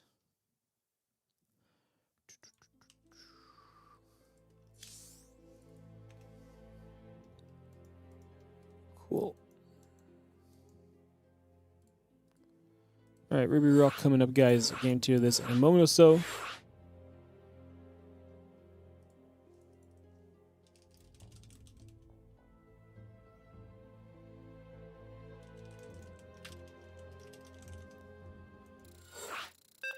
Cool. Getting into round 2 of this, guys. Kicking this off in just a moment or so. So there's going to be more PvP here still. I'll get them to move on from being red and pink, guys. Don't worry. I got herO to turn into blue. Lovely. Alright, let's jump into the second game then. Semi-finals of today's Mondays. We are going to have in the bottom right corner, the blue Protoss player is going to be leading by a game. It is herO. In the top left-hand side, the red Protoss player is Team Liquid's Clem.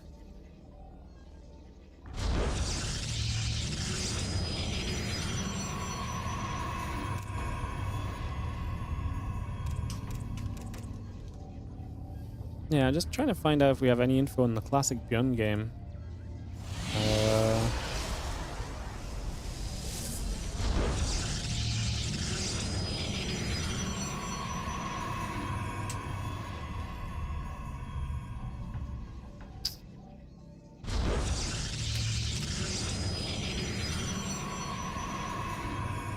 Yeah, I'm not sure. I can't find it.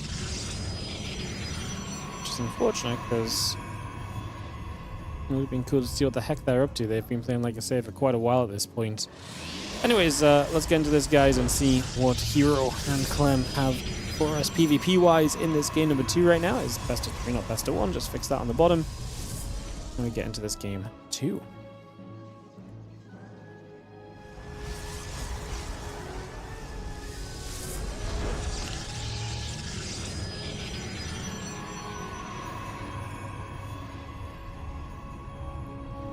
Second gate cybercore from both, so no super fast expansion early. I mean, last game Clem essentially got caught playing a bit of a pressure build, but then lost the adept and then didn't really apply much pressure.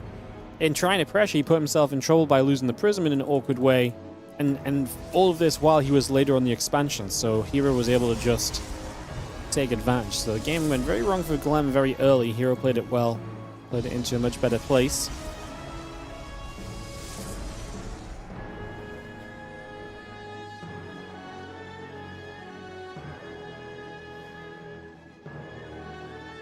Beyond Classic are 20 minutes into game 3. Wow. Okay, so they're just playing a long series. Cool. Well, go Beyond. See if we can get some Terran in the top 4 today would be nice. Because obviously we're going to have potentially herO in the finals. And if Classic and Shameless win, it's going to be PvP to round us out today, which we'd like to try and avoid if possible. Gonna see the probe coming about then for a couple of moments. Just gonna be coming around. Gonna drop a Robo down Stargate coming up from Clem. So we are gonna have Clem Stargate, but just at home, just in his base. Initial few moments.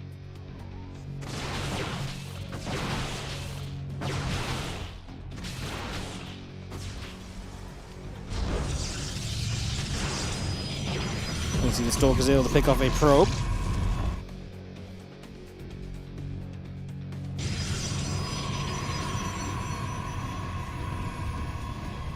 Gonna be having the Oracle coming about, Wargate coming through, Sentry Prism and the Stalker all coming up as well.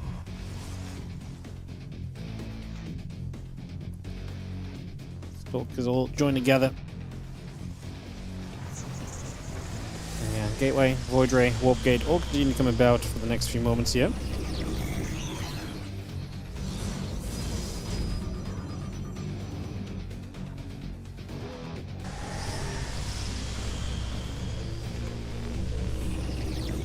We're gonna see those couple of gates. Come about, the Void Ray still build into place here. Going to be finished very soon. A couple Stalkers in the gateway still coming about right now, and I'm going to see those extra Stalkers warping in. There's going to be a force from herO going the other side. However, the Oracle shows up.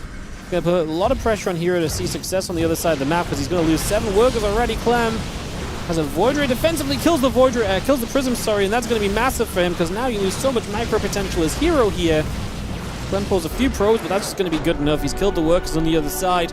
He defends over on this side. herO losing the Prism makes it a quick affair. And that is going to be GG's to tie us up in this best of 3. Classic did beat out Beyond 2-1. Well, then we cheer on Percival. We cheer on Percival to get through Shameless. That's it's an interesting one. Shameless has been pretty good lately. And we get ready to go into Taito Citadel in just a couple of seconds.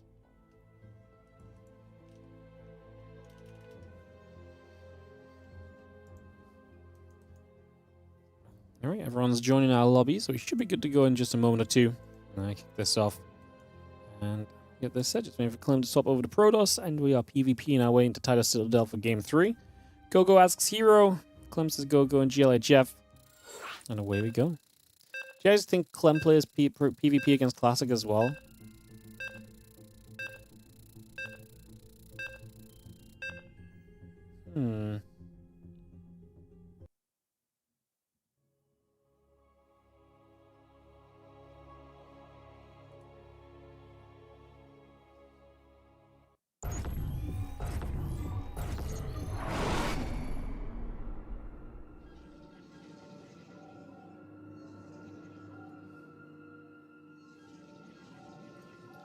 Alright, let's get into this as we have ourselves in the bottom right side. It is going to be herO, and we're tied up with Clem in the top left. PvP. Yeah, I don't know. I feel like Clem has not been as troubled by Classic. I feel like herO really has been the biggest block to him, but if he wants to start just playing PvP, maybe he does just play PvP against Classic too if he ends up playing him today. Be interesting to see how it all plays out.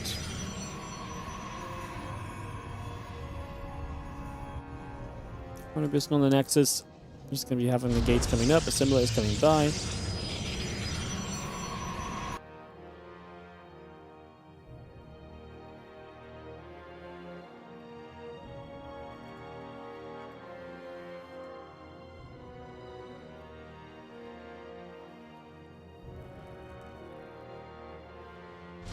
Progress going through again, the gates in the assimilator continue to come about. I'll just bring a lot of this into play for the next few moments.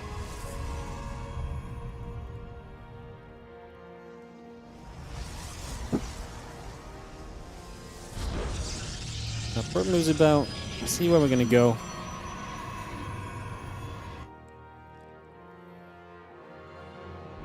Gate inside the core all building as well.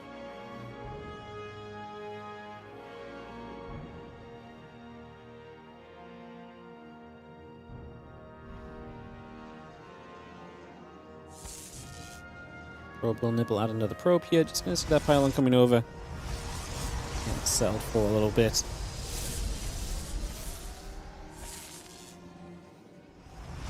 The probes still nibbling at each other for now then, so a bit of damage being done. herO sets up to the top side with a pylon.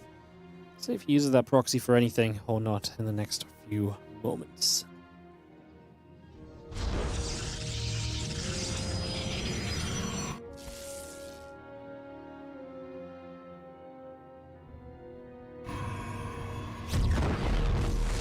And we have our Stalkers in the Warp Gate coming about. That Stargate still coming through as well.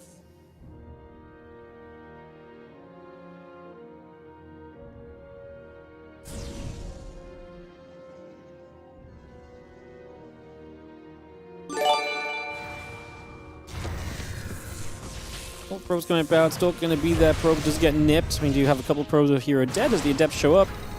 And we're going to be shading forward as the Stalker tries to fight them a little. It's a Big Daddy SC2, 10-month resub on the Prime. Appreciate you, mate. Thank you for supporting the StarCraft 2s today as the Adepts from herO. Very much so caught here by just a chunk of Stalkers. The Stalkers are going to get the Adepts. herO is building the Oracle off the proxied Stargate. Now, Clem's going for a Stargate of his own at home.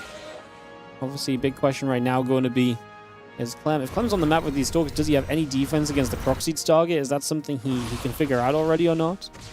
I think that's, like I say, a big question mark right from the beginning here, as the couple Stalkers will come through. Adept will be chased away for now.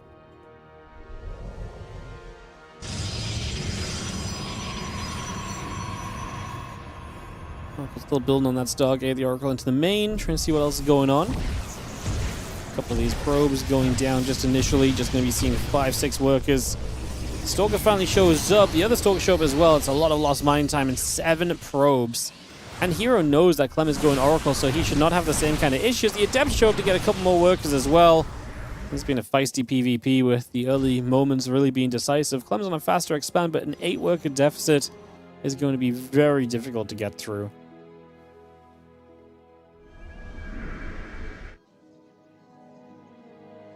Next is building a belt. Just going to be seeing the pylon coming in.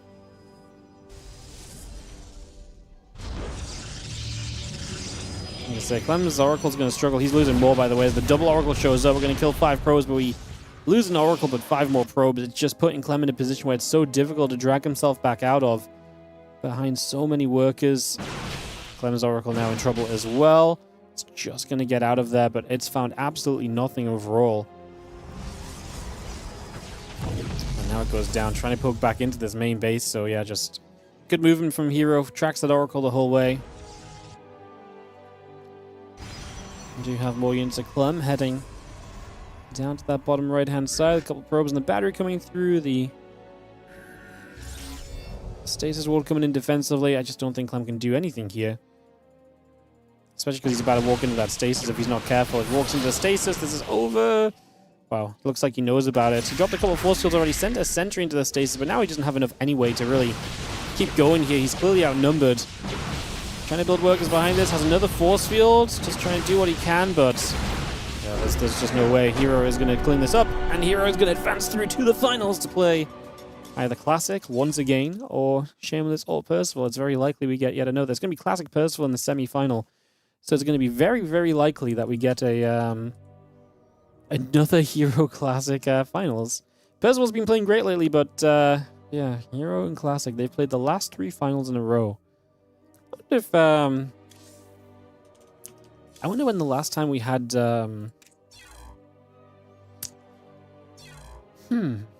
when was the last time we had the same final 3 weeks in a row? Probably like a Max Pax Clem.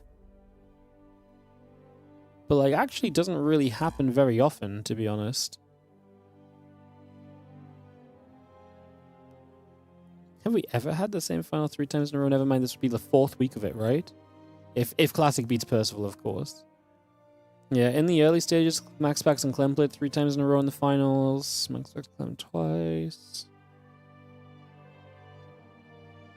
Yeah, maybe in the very early days, but it's been a long time.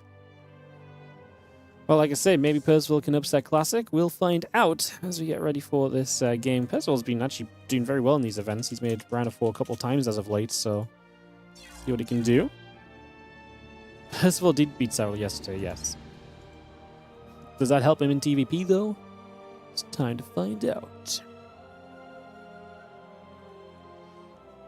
They are vetoing, so we should be able to go shortly. Taito Mothership, hold. Vetoed. Winter Madness is going to be map 1. Get this underway, guys. Oh, today's been a speedy cup so far, hasn't it? It has been a speedy Monday. That's okay. Like I say, we do have some sponsored content coming up after this today, guys. So just a little reminder, we've got some sponsored stuff coming up after. We're going to be playing Minecraft for an hour. That's on Twitch. It's probably one of the better paid sponsorships we've had recently, so if you guys can stick around for a few minutes when we wrap up the StarCraft, would be really appreciative of that, because it will allow us to try and max out the sponsorship values. So help us with that. Greatly appreciated. Why isn't MaxPax playing Warty TV Mondays that much anymore? I mean, he played last week, and he played the week before, and he played the week before that, and he played the week before that, and he played... he didn't play the week before that, so... I mean, he's played 5 out of the last 6, so... I think he is. Just obviously had something going on today.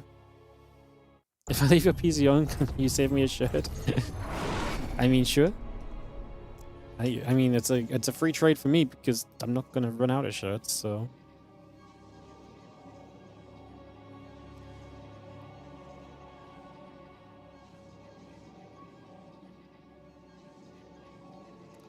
All right, get into this next one. Away we go.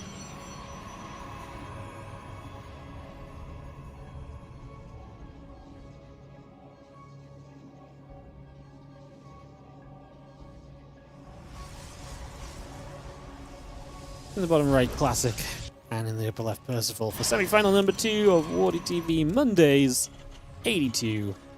Away we go for some TVP in the semi-finals, and then after this we go into the finals. Winner of this plays herO. Will when you buy 20 or 2,000? I mean, if you want to buy 2,000 shirts, go wild. We can make you a we can make a shirt tournament after that. Ay.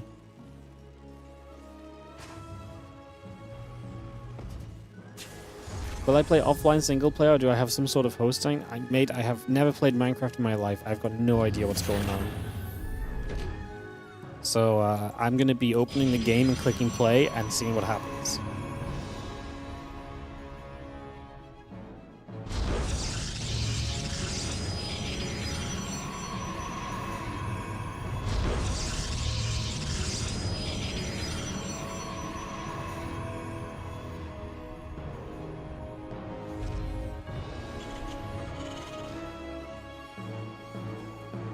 Alright, well, we just have ourselves the Nexus and the Cybercore all building through. Assembly and the pylon coming up, Reaper in the command center and the SCV building by as well, so you bring a lot of those bits and bobs coming through for the moment. Probe coming back over.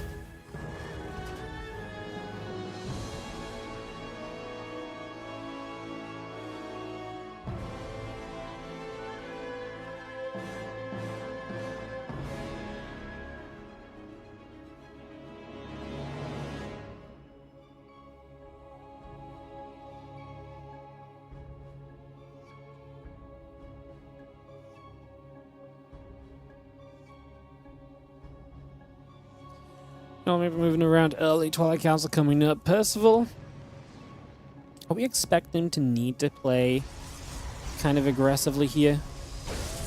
I do think later in the... I mean, he does try and play a mean later game TVP, but I do think his success is more likely to come early.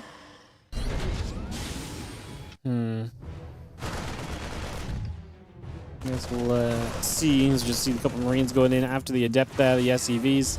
Try and chase through for a couple moments. Reaper hops up to the high ground. Stalker will chase for a little bit, and the Adept comes back through. It's going to be shitting back around as the Reaper gets a probe for the moment. Is there something the viewers can do that already have Minecraft? Yeah, you just watch me play it for 5 minutes, and then you support the stream.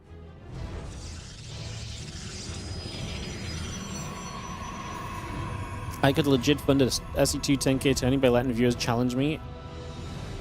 Well, I just charge everyone $100 for the pleasure of beating me in 5 minutes.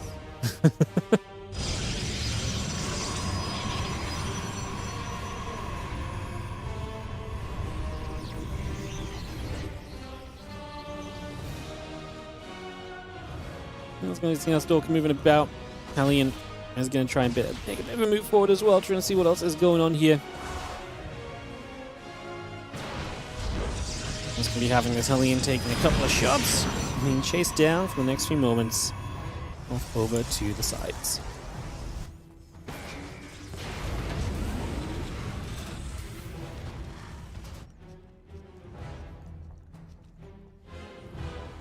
I don't think anyone would pay to beat me in SE2.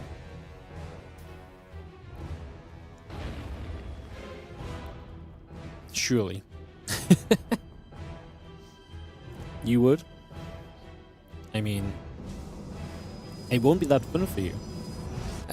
I can promise that.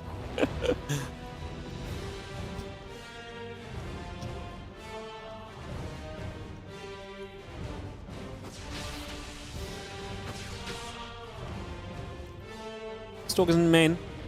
Getting there to deflect that medevac drop. Percival not able to do too much just yet. being kept out of here for the moment.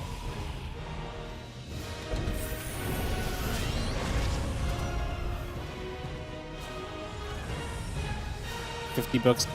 What if I did it versus pros? $50 to play versus Clem or herO.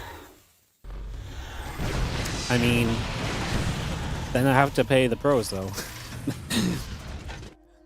Where's my money coming from?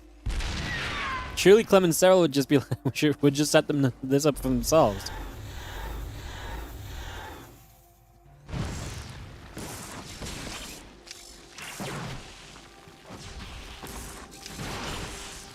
Would you mind pulling back?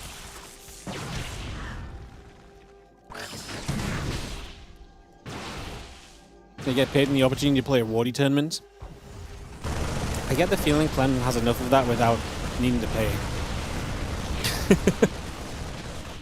I don't know if herO loves Warty tournaments after yesterday's experience. Yeah, first time herO plays a tournament with Warty TV in the name in years, and he goes 0-4 in the finals. It's an ouch. Maybe this is why herO never played. Warty TV is his kryptonite and he knows it. Prism unloading, as we are going to be seeing there. Percival is hanging on in here, by the way. I mean, obviously losing the bunkers and so, but like, I'm genuinely seeing in this game, nice auto turret, gets the observer, about to have stim, and that's going to make this a lot better for Percival in these next few moments.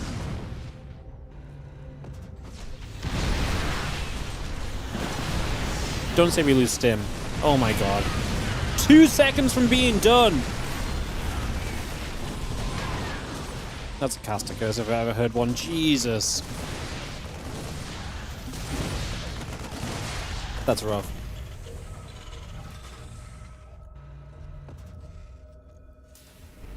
That's so sad for Percival, because now, actually, Classic's not in a good position. But actually, I don't think Percival can take advantage of it without stim. I just don't think he can actually move out onto the map. So, I think if you don't get stim there, Classic might just die to the counter attack, and now he probably just progresses into a really good position in the game, no? Blinking this man again. And again, I urge you to think about what this would look like if there was stim. Very different, for sure. I mean, Classic probably doesn't blink in if there's stim, obviously. Vikings going to try and get the Prism, which they will do. He denied the Zelt that's there. We're killing some probes across the map, so we're actually going to get some damage dealt. Loads up, boosts away. Not enough Stalkers that can blink after it, and the Medivac will live. Percival with some good damage of his own for the moment, keeping himself in this. Stimming combat shields almost halfway done in the rebuild. Classic starting to get the splash damage. He's going to move himself toward the Colossus for the next phase of this game and try and set up from there.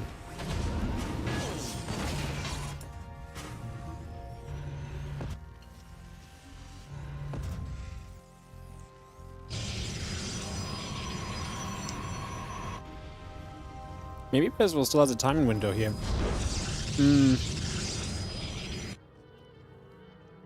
Colossus is scary, but maybe there's some potential.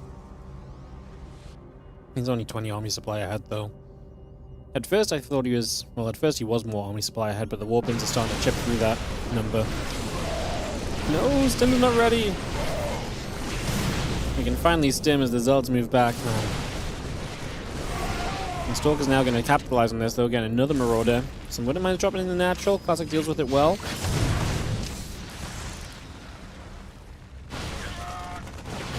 This Medivac trying to get back in does not do much. It goes down as well. Percival just tried to fling everything at Classic. Classic actually kind of handled all of those bits of aggression very nicely for himself so far.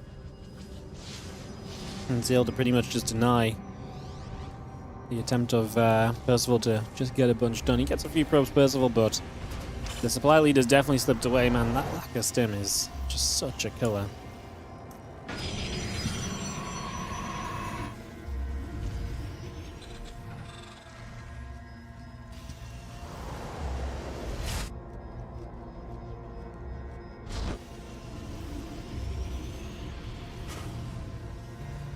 Couple of Vikings, Marine Marauder Woodermine. We'll continue to come back through here. Let's bring a lot of this up.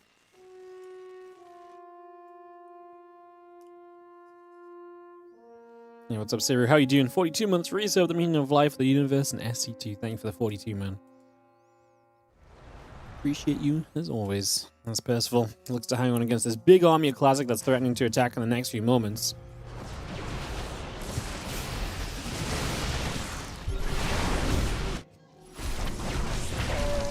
Units here. Marines decide they're just going to try and get something done. We nearly get the prison, not quite. The Widow Mines do go off. The Vikings can get rid of the Colossus, and we keep enough bio alive. The Zealots are dying. Is there a way? That one Colossus still in the back. Extra Zealots showing up. That Prism staying alive is very frustrating, because if that goes down, if the extra Zealots don't show up, and then maybe you do defend here a little bit more cleanly than what we just did. Because this is still a defense. Unfortunately, we're still not finding damage across the map with the drops. Maybe if some of that had gone our way, maybe we would have been better poised to continue through. At this point, Classic seems to have way too much, and it does look like game one of this best of 3. It's going to be going there. You're confused why blinking negates the mine. So, because you blink, the mine fires, it fires at the location. So when the Stalker blinks, it's no longer there. So the mine hits its target, which is now blinked away. And so the mine doesn't retarget. So the mine still does splash in that area, but it doesn't hit the main target because the main target's no longer there. So blinking to the side removes the direct damage. You still can obviously take splash damage if anything's remaining there. But yeah, projectiles and stuff like that work. Each projectile in SC2 has a little bit of an interesting way in which it works. But for mines, it's just like once they've fired, and they will go where they were going. If their initial target moves, it doesn't relocate to the new location. It just goes where it was going. And it's still just the splash, but not the main damage. If that makes sense.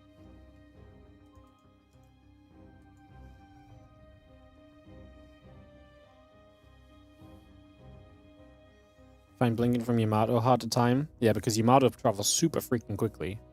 And if you blink too soon and the DC still sees you, it still just hits you in the new location you blink to, right?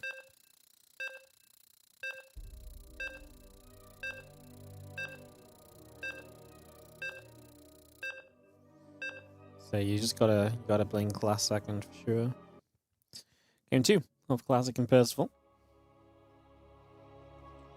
And the second map right here on 10,000 feet.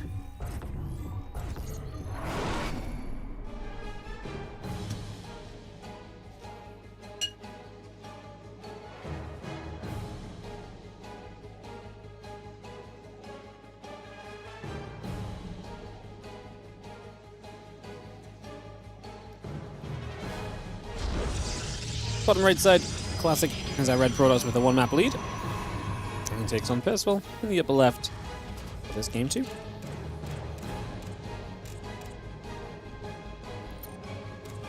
Why is Inu always at the bottom of the list, man?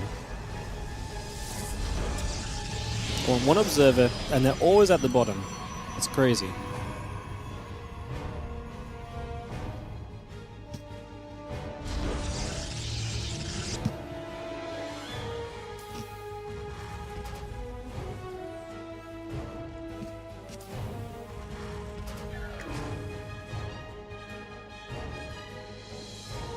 Okay, and the simulator coming through.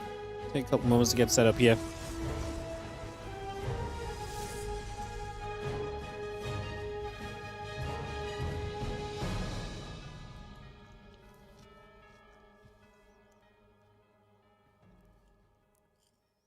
Try to figure out where we're going to take things next few moments.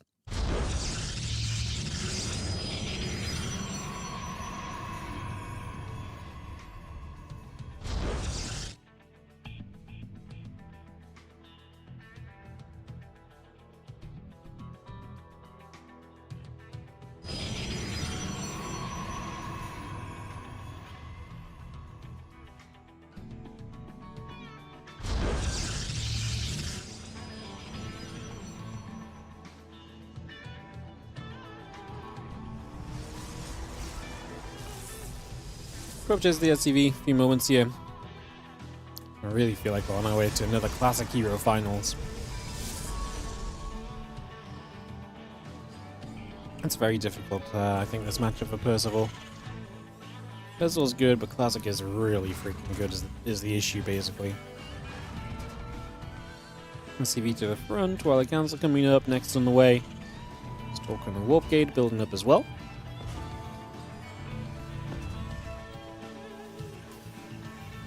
The Reactor going to be finishing the Barracks Factory coming online. Manson still building. CV coming through. And all of that up and running.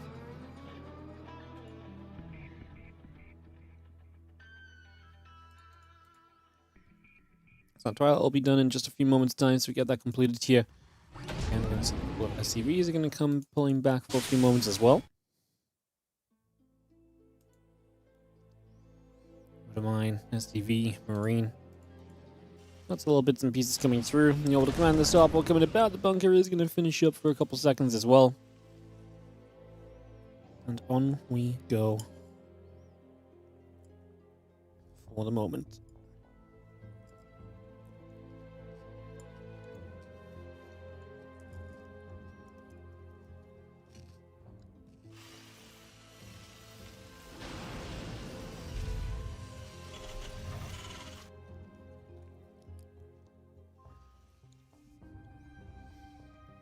The Marines just out the front, but they're not going to find much. The medevac will be done soon. We'll see what Percival wants to do aggressively. Classic is 4-gate blinking, though, so aggression from him for sure. See what Percival can do defensively against it this time around.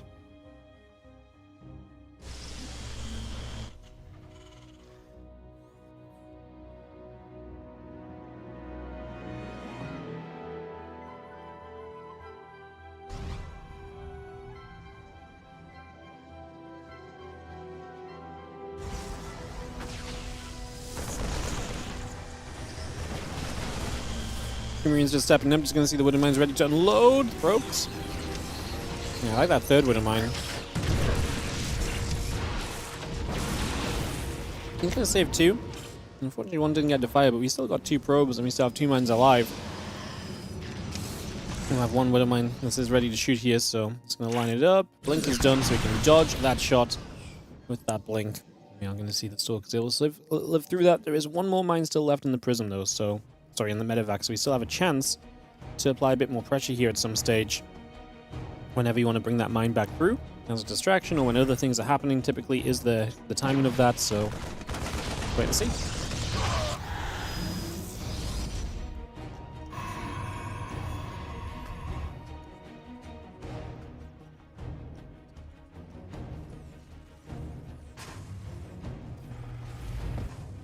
Classic sets up to begin the fights now. On the other side. Percival's still prepping a good amount of his defense.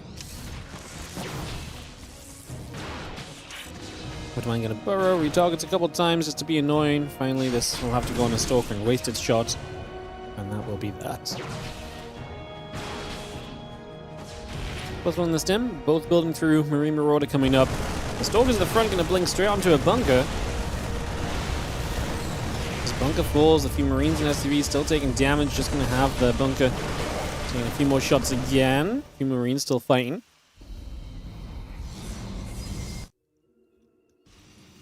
Going to drop 1 more refinery off over to the side, and this is going to be the Stalkers in the prism.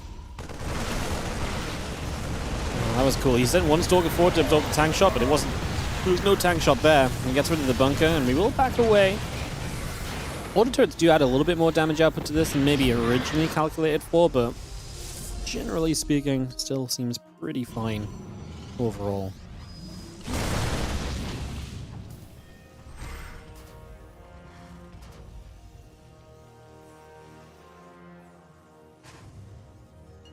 Again, Impact Combat Shield and that +1 attack upgrade building through. The Stalkers ready to take a jump into the main base, perhaps.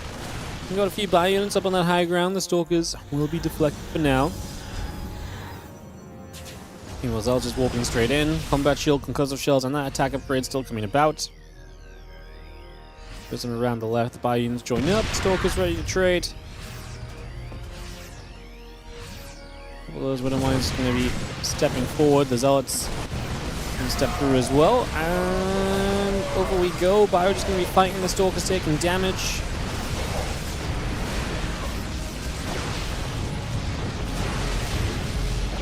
More shots coming through. One more Stalker going down. This is going to be Classic chased away. Percival getting a good amount of damage dealt here now. Can he turn this into an attack across the map? If he goes, I guess Classic would have charge by the time he gets there, but would still be a ways off any sort of other kind of splash damage or so being available. So this one of the issues, if you do go across the map, the Prism can come and harass you. You've got to leave at least a few Marines to deal with this, and he'll push it back now. Percival is moving across.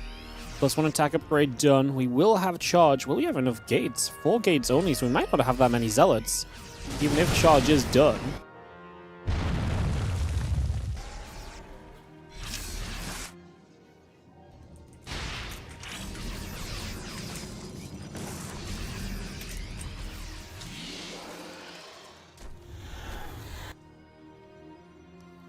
+1. Thermal lance coming through. Just going to see the bio going to start going after the gateway. I'm just going to see the Stalkers down at the bottom. Cybercore is going to go down as well. We scan for the Observer. Taking that out also here. Cybercore will drop. We're going to see a few Marines going to run through. Going to get after a few probes. 4 workers going down. It's not bad. But I feel like Classic is... start stabilizing here if you give him time, and I think time is going to be given. I don't think Percival has much more to go for.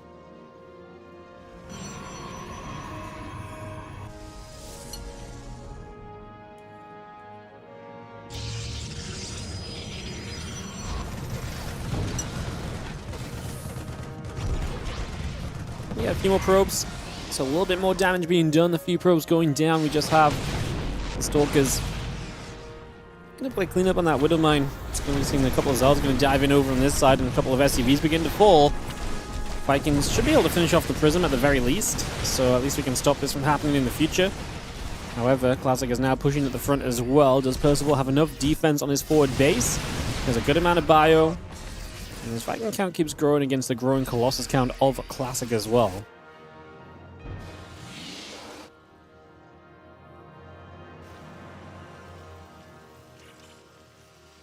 Thermal Lance is about to finish up. That +2 attack still building in. The Nexus is going to be done in a few moments as well.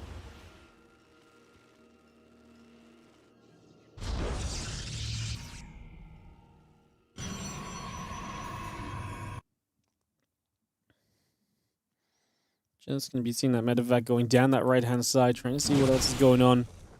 Again, just going to see the Colossus going to fire for a few moments. We'll have Marine Marauder Viking coming up. Again, +2 attack upgrade over halfway done. The additional probes coming online. This medevac ready to unload in toward the main base as the bio army swings around this left-hand side. Going to hit the bottom left-hand corner here as a bit of Zealot Stalker recalls over. Widow Mine blows up onto a couple probes. Stalker's getting after. Medevac will be chased. Prism speed is coming up on the Robo Bay as well.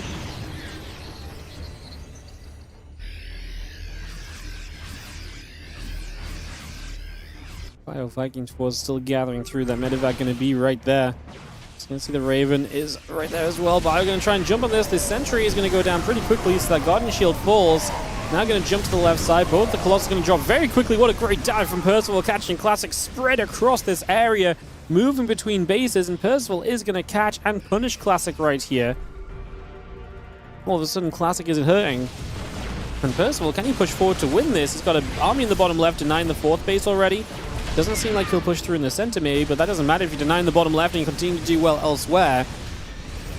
Classic is down 40 army supply. Disrupt is producing. I like that he goes after the probes, just in case a Nexus comes back online. He's just trying to guarantee it's going to be okay. We're going to pull the SCVs because Percival knows all he has to really do is survive. Classic just says, gee, and we're going to get out of here. And we're going to go to Game 3, tied up 1-1 in the semifinals. Well, both of our semis are going to go to a Game 3, so that's exciting. As Percival tries to keep us going. Oop. All right, Game 3 coming up on Ruby Rock. Just a couple of moments, guys. Get everyone in here, and we'll get ready to go. Game 3 about to begin. Thanks for joining us today, Warty TV Mondays 82. If you're enjoying the stream, do consider supporting the channel. Don't forget, of course, on Twitch, if you've got a Prime sub available, you can subscribe and support the channel for free. If you're on the YouTubes, don't forget to hit the like and sub button. It is free to do so and it helps us out massively. And of course, all the other usual ways to support, especially, I'll say it again, I say it day in and day out, patreon.com/Warty TV. 100% of everything goes on the Patreon goes directly into Warty TV tournament prize pools. So that is another way you can check out if you do so wish. As we dive into game number 3 of this series. Let's see where Percival and Classic take us for one final map. See if Classic gets us back-to-back finals against herO, or if Percival will make one of his very rare final appearances. I think he's been in the finals, I want to say once before. Yep, he's got 1 second place. And that was against herO in Warty TV Mondays 60. Back in that 60th Cup, he took down Showtime in the semi-finals. He also took down Solar in the quarterfinals. And funnily enough, he also beat Shameless, who he's beaten today in the round of 16. herO then 3-0'd him in the finals, but gotta get excited about runs like that still. Very excited to see how this goes as we jump on cameras and we get this set to rumble.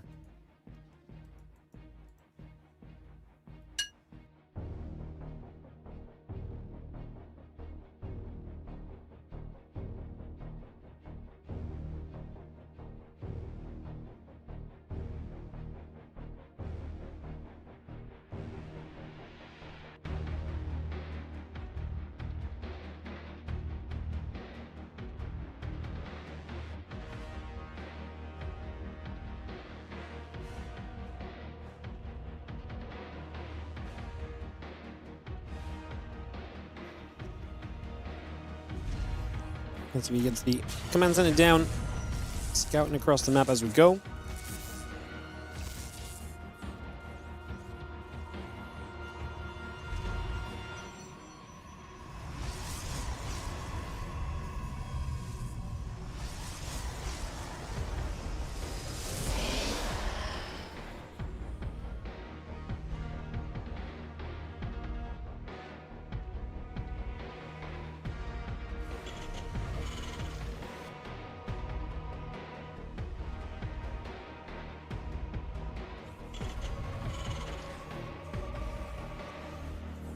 Well, it's a Marine to follow up the Reaper. Make it a couple of Marines.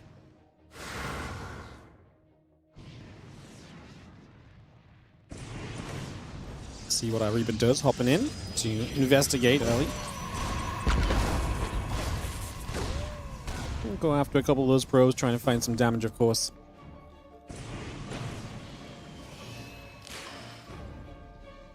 Nothing too serious just yet. Stalker in the warp gate. Continue to build through for a few moments. Yeah, Starport coming online, Reactor coming up, adding a Hellion on into play as well. Bringing a lot of this up and rolling for the next few moments still.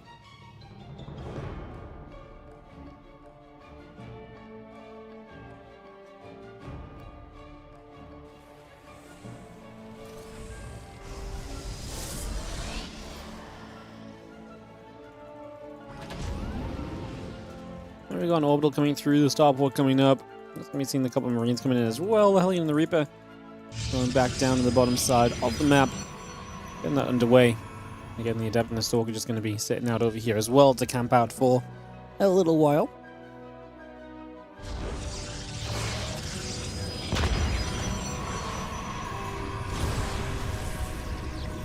So the Probe's going to get burnt up a little bit. The Adept coming over, Probe going down again.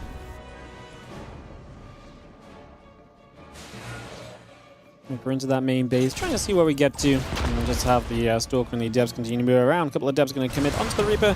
It will fall. The Stalker getting that final shot off to help us. And away we go. Factory off from the reactor. Going to go over to the tech lab.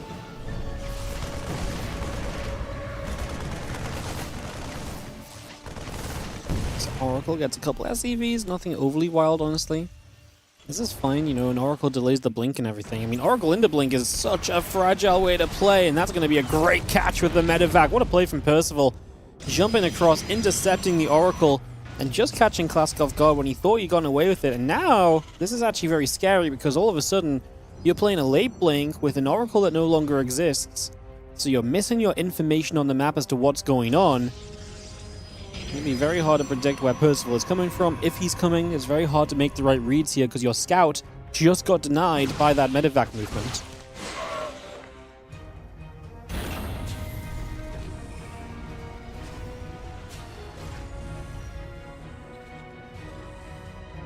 Here's the Cyclone moving over to the right side with the medevac. Didn't go for a big push. He's got tanks at home. He's got a tank at home. I thought we might see like a bigger move out from Percival to kind of capitalize on the Oracle being gone. Like I say, Blink's very late.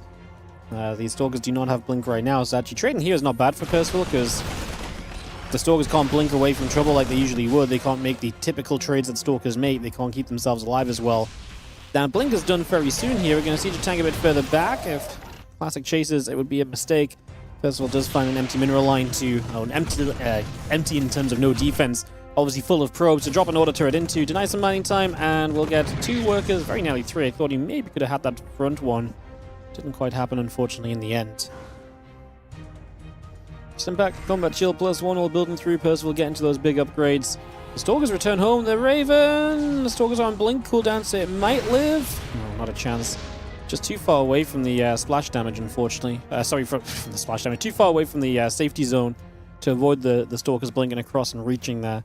So yeah, unfortunately the Raven goes down pretty quickly. Well, Bio.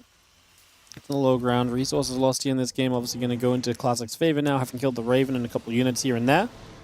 The Stalker's going to be able to blink into the main base now. There's Marines already here and the siege tank to support it. The Phoenix is a real Phoenix too, so it can last longer, but obviously that means you don't want to let it go down.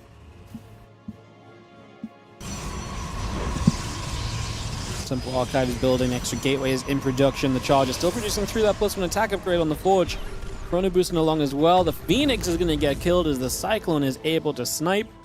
Tanks, Marines, Cyclone, Medevacs all moving out to the frontier.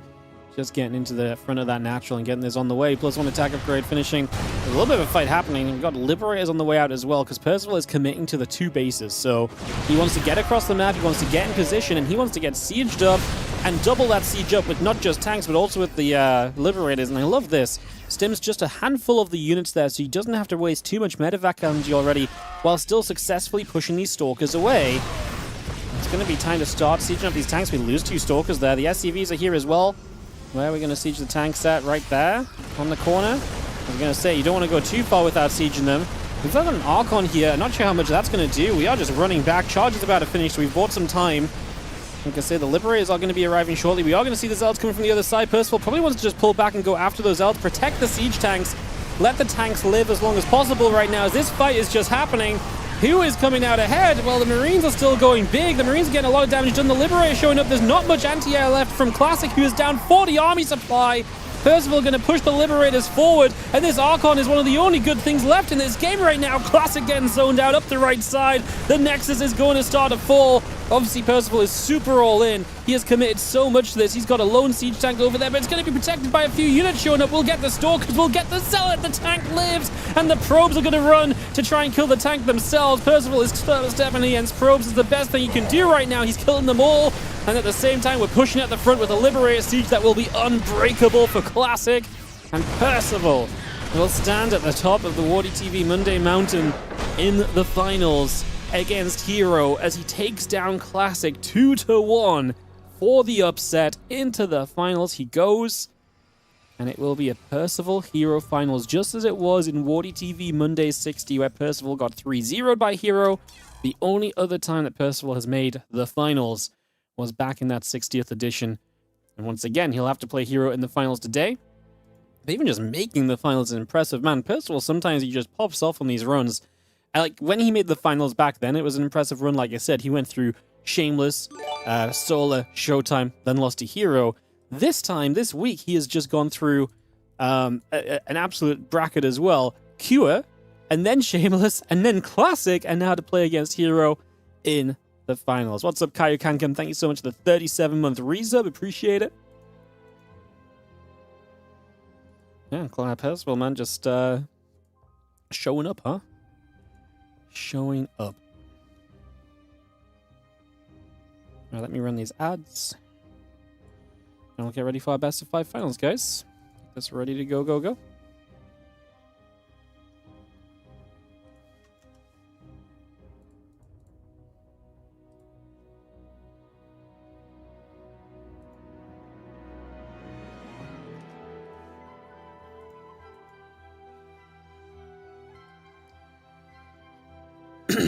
Alrighty, guys. So we'll take a couple moments. We'll get this ready to rumble. Like I say, obviously, herO and Percival have to veto up. What's up, Randos? How you doing? Thank you so much for the 5-month resub on the Prime. Appreciate it. That's a new chair. This is a new chair. Yes, I've had it maybe about a month now. A month or close to a month, I guess. It's probably about a month. I've had it a little while. Swapped it up. Swapped it up a little bit.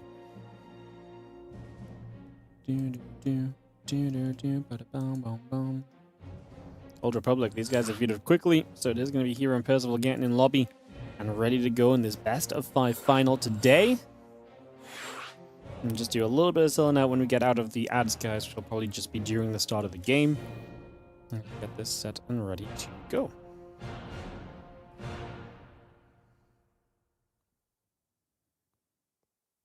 Came to Twitch, so you don't forget your sponsorship. Stick around if you can, guys.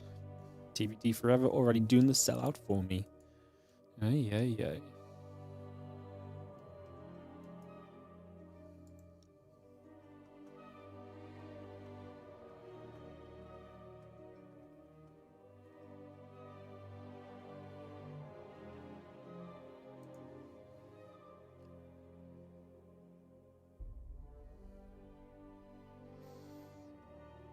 Percival was just AFK a moment, but he returns and we get him in the lobby, so we should be pretty much ready to go, guys, into this TVP. Looking fresh, boy. Keep it up. Thank you, mate. We'll absolutely try and keep it up. Your support helps us to do that. Don't you just know it? It really does. Go-go-goes are starting to be called. As we get called out and ready to go to this one.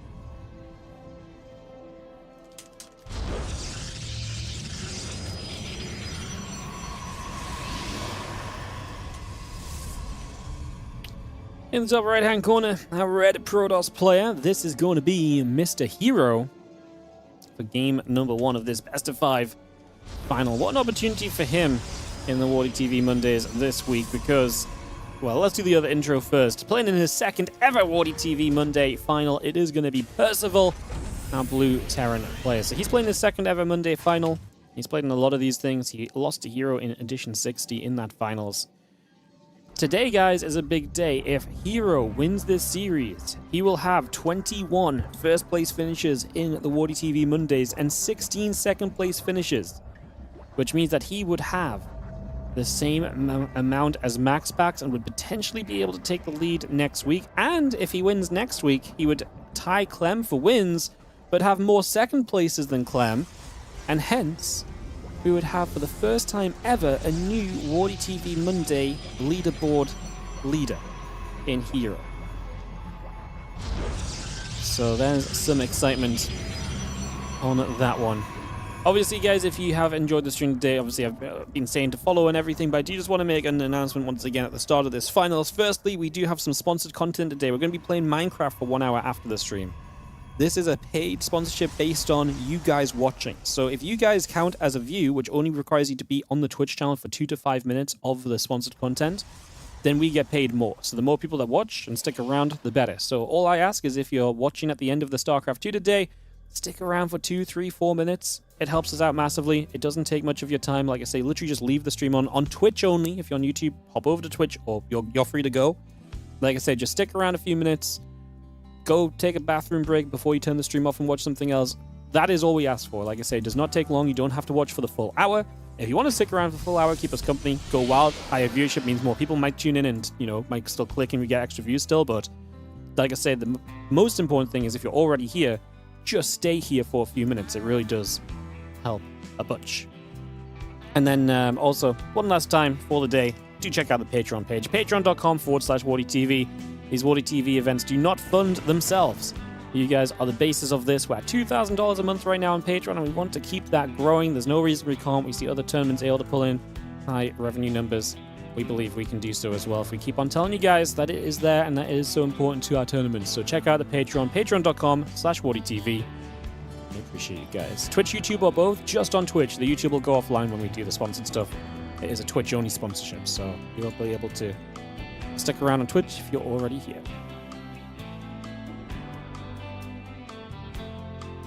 Alright, we're scouting around as we do get into this then. There's a hallucinated oracle coming across the map. Well, we've just seen that clearly herO has some hands when it comes to TVP. herO is just such a different beast, because I really feel like herO has that ability to play in these chaotic scenarios. And while I think a lot of what Percival does is kind of take away the kind of structure of the TVP to kind of, play in his advantage, I think herO can kind of match that very well. I actually think herO can kind of play in that scenario very comfortably too. As you just see the Sentry and the Stalker and the Zealot coming about, a couple more Stalkers getting set back up. The next few moments.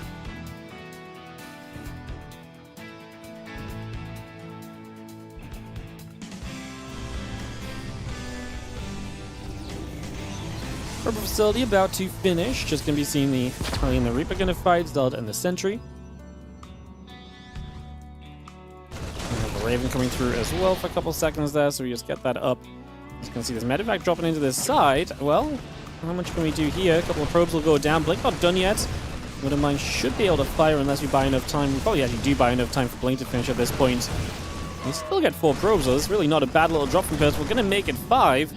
The Observer will show the Widowmine as it just goes off on the probe. But it's going to go down anyway, and the Stalkers do blink for the medevac, but was this group of units going to get away anyway? Probably not. We still got 6 probes out of it, so not bad.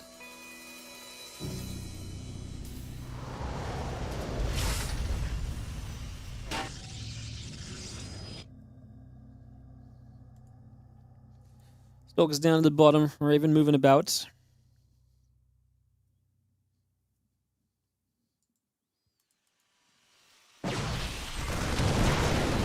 Let's see, Mule dropping down. The SCV gets picked up. Just going to draw the pylon up to the top side. Templar Archives and the Charge still coming through. The Nexus building as well. Our Raven is going to be up to the right-hand side. I'm just going to be dropping the Order Turret into this natural mineral line where we get rid of another probe. So we just grab that straight away. Stimpak, Combat Shield, +1. All of this continuing to play for the moment. This Raven still coming back over, and Charge continuing to build for now. Order Turret coming about.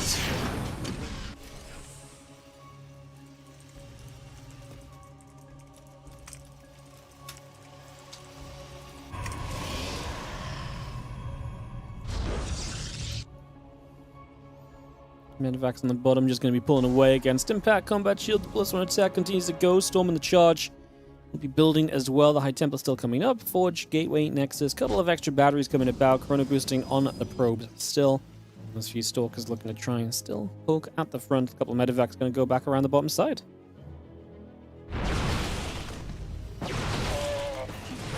Fire going to fly. A couple of Stalkers going to take a few shots. Just going to be seeing these Stalkers are going to get pushed back around here for a moment or so.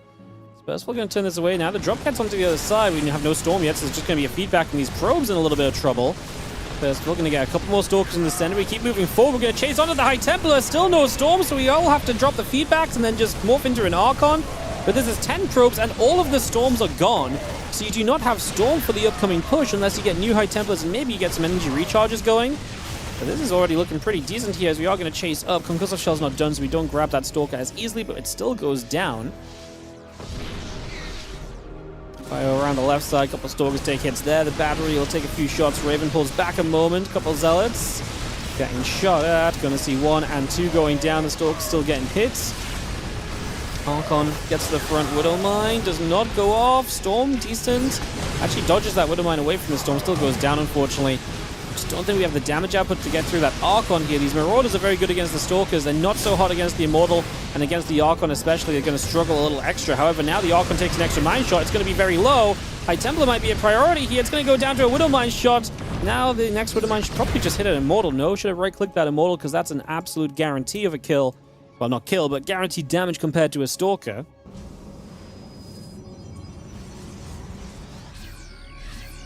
Charge coming about. Just going to see the bio still going through. CVs will gather around as well. Just going to see the command center coming across to the front. First of all, gets the Stalker on the top side. 20 army supply lead. I like it if he keeps being aggressive, because I think if you give herO time, it generally benefits herO, right? But at the same time, sometimes, you know, you keep attacking and herO's able to scrap out a moment where it's like you just keep on holding. STV is going to transfer over, just going to pull toward the medevacs and just repair those up. And we continue through. Now, one of the big things here overall is that herO's just not escaping with this game, right? So, yeah, you're not really escaping with this game in the sense that you're kind of mass expanding and taking mega economy, so that's going to make the later game more manageable here for Percival.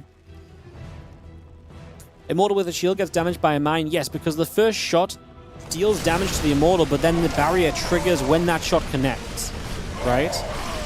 So the Widowmine hits, and it does the damage, and then the barrier triggers to protect from there. No? I believe that's how it works. Now I'm doubting myself. Sometimes I fail to believe in what I say after casting this game for so long. We're going to see the bio showing back up, though, and 1-1 upgrades as well a factor right now. I'm just going to be seeing a few of those probes going down. Assimilator falls. Going to be seeing the feedback again. We're going to see one medevac should go down here. Oh, my goodness. It stays alive. Going to warp 2 Stalkers into the main base. We're going to recall into the main base. I don't hate if Percival just turns and fights for a second. We are going to see him pushing at the front, looking to deny the 4th base right now. So that 4th base looks as though it's going to be in some trouble. The Vikings overhead. The Nexus will drop. The couple probes are going to be chased. We're just going to be seeing that 4th base cancel. And again, Percival able to keep leverage at the start of this game. Zealot in some trouble. It's going to go down. High Templar is going to drop a Storm onto this bit of bio. This drop is going to go down. That Storm! Just walking through our own Storm there. High Templar takes a bunch of damage itself. The EMP on the Zealots barely does anything because they're already damaged from the Storm. Never mind that, though. We're still pushing through. The Vikings putting some damage onto the Prison, which is bringing the High Templar forward. But now the Prison goes down. Not enough real bio on the ground to keep going, though. We're once again running through our own Storm to try and chase this Terran army as we are stuck in a messy game at the moment. One medevac falls. The Viking goes down. The other couple medevacs pulling back.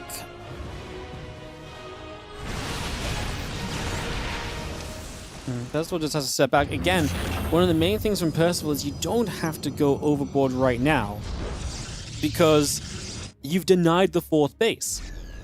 herO is not taking a crazy amount of bases behind this where it feels like if you give him a moment, his economy is going to be insane. He's going to try and double expand right now.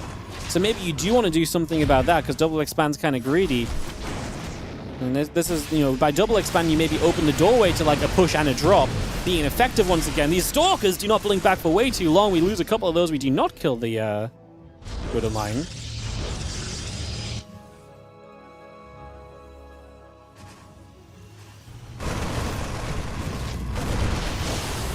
Another Storm just coming down. The Marine's going to just run. Like I say, maybe need a bigger push at the same time. He actually still gets some decent value out of this. And obviously any Storm that's being used in the smaller group of units is one less Storm for the main army. Medevac does go down, however. Those are 2 empty medevacs. What are they doing here? Turn around and go home, please. Let's not give units away for no reason, Percival. Were there High Templars in the Prison that died? Yeah, I think there was a couple High Templars that went down when the Prison fell. I think he got 2 dropped out and the other 2 went down.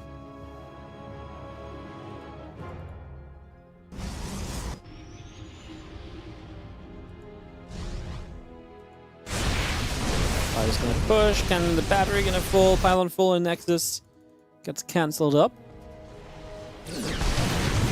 Never mind firing. A couple of Zealots take damage. Just gonna see the bio still there to chase the Zealots out of here.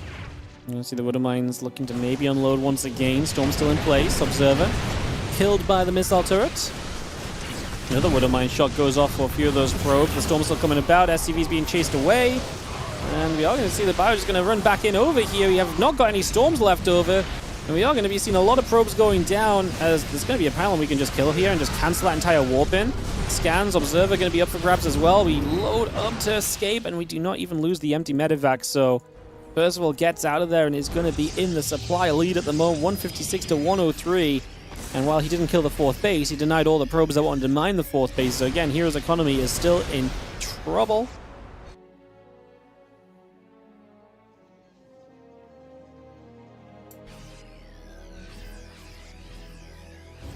Ghost, Medevac coming through. Just going to be seeing that +3 attack of Praetor coming up on the Forge. EMP comes down into a couple of the Stalkers. Percival still looking to press on through here. Going to spread out. Maybe a couple of EMPs available. Colossus is a big deal, actually. Having some kind of actual just permanent splash damage may go a long way in this.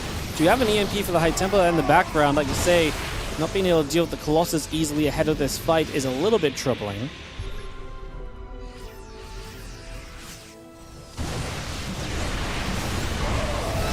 Going to dive through. Vikings going to get in after that Colossus. The Stalkers just going to be getting chased. We are going to be seeing the Vikings continue to push through the bio into the natural expansion.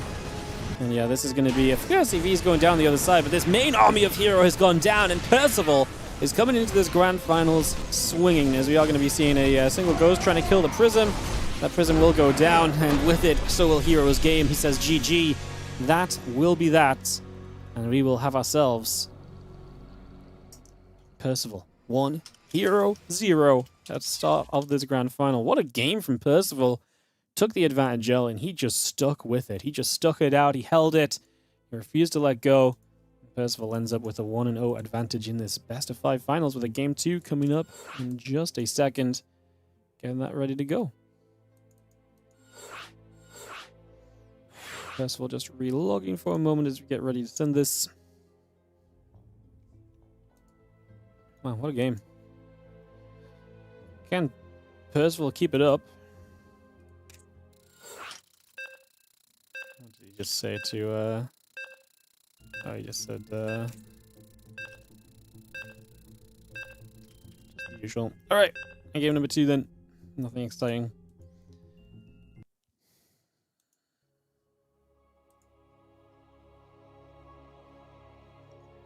Alright, let's get this ready to begin.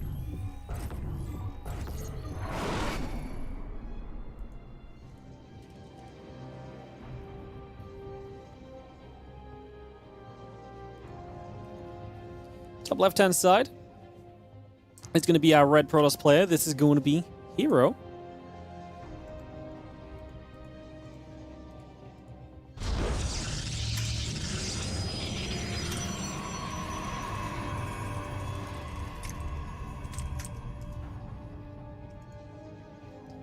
In the bottom right, our blue Terran player Percival has the 1-0 lead in this Warty TV Mondays finals.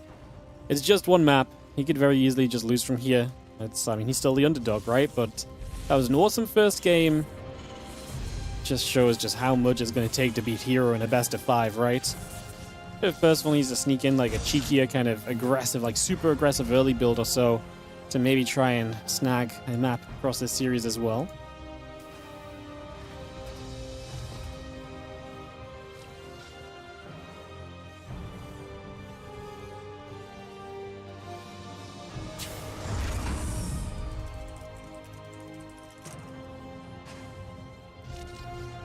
Okay, and the probe coming up. Rax and the SCV coming over for a few moments. SCV will chase the probie down. Again, barracks, gateway coming up. Nexus on the way. We get that on the way for a few moments' time. So just get all of that started. The Reaper going to be coming through.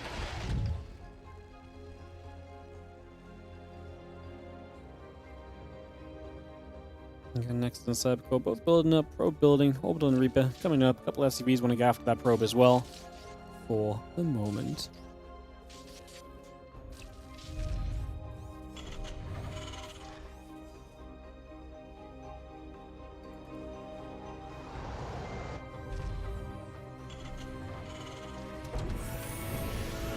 Probably steps over that right side, just going to move across for a couple of moments. Just have our Nexus and Seal coming about, get this on the way.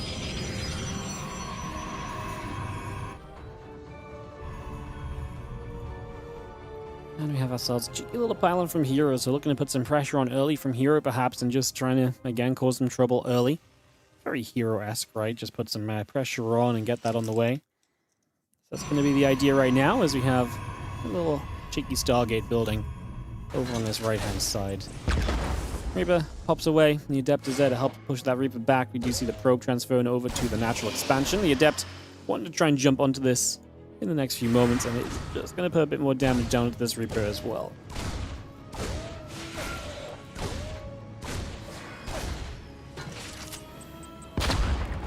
This Reaper should not die, right? Takes one hit. Oh, he turned to fight.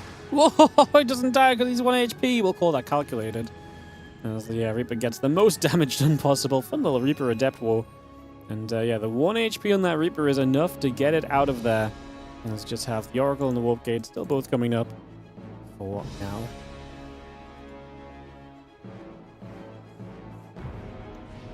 So like I say, that Oracle is on its way. Did Percival spot that? Yeah, so he knows it as well. So Percival is aware of what herO is getting up to early.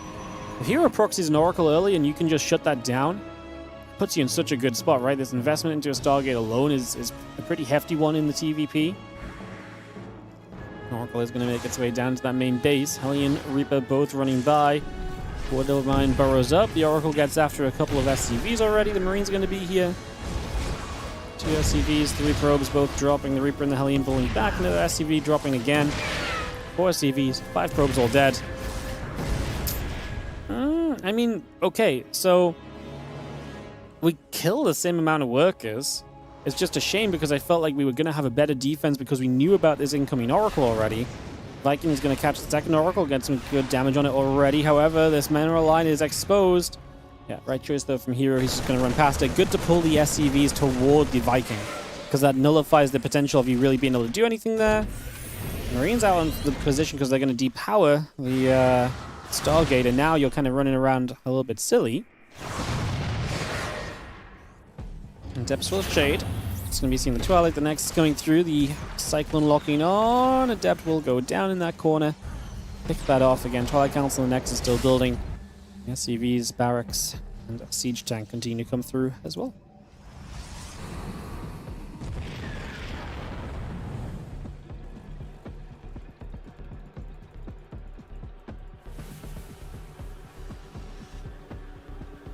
Next is not far from being done. A couple extra probes coming through. We do have our Oracles going to be staying aggressive. I mean, if the Oracles are aggressive, let's see what we can do across the map because, well, A, we're going to need to do something. And B, it does mean some army supply is missing. We obviously have no blink upgrade here or anything either. There's no battery on position here. I mean, the Viking's going to get rid of 1 Oracle. We've just lost another 9 SCVs. We've really got to make work happen right now. We do have a Widow Mine that's going to go onto the... I love that retarget onto the healthy Stalker. That's the best Stalker you can hit, right? Because it's a full HP Stalker rather than the one you've already done a bunch of damage to. We're going to run out of units here, though. Cyclone tries to dive for an extra Stalker. He gets it. We will lose the Cyclone in the end. I just don't think Percival is bringing enough units across the map to really capitalize on this. And being 20 workers down means his economy is just not good enough to kind of keep this going long term, unfortunately. I think that this one has fallen away from Percival a bit too much, and it looks like herO is going to get this series tied up. This final is going to go to 1-1, it would seem. Unless something particularly crazy were to still happen in the next few moments, but yeah, I mean, 20 worker disadvantage. Like I said, trading out the army is okay-ish, but then herO just has the money to rebuild army and more, where obviously Percival does not. All those SCVs going down is so expensive for him overall. Maybe a little bit too much rush to kind of get that pylon killed on the Stargate, because realistically, once the 2 Oracles are out, are you really gaining much by rushing over and depowering the Stargate? Like, what else is he going to build in that situation? Probably not a lot, realistically. Probably not a lot. Stim, +1, Marine tank, medevac, all building through. The extra racks in the depot coming into place as well.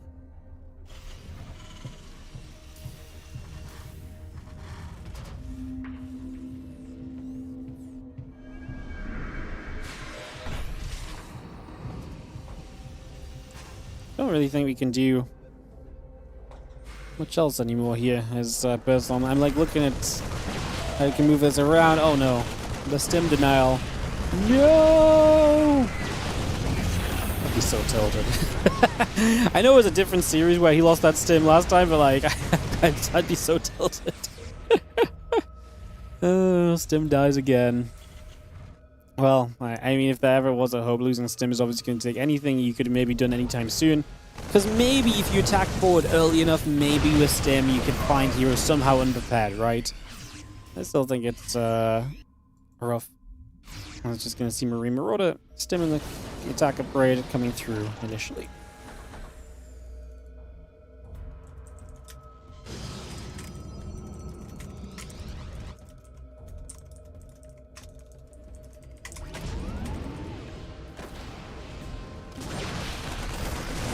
We've seen the buyer still pushing forward. A couple Stalkers taking some shots.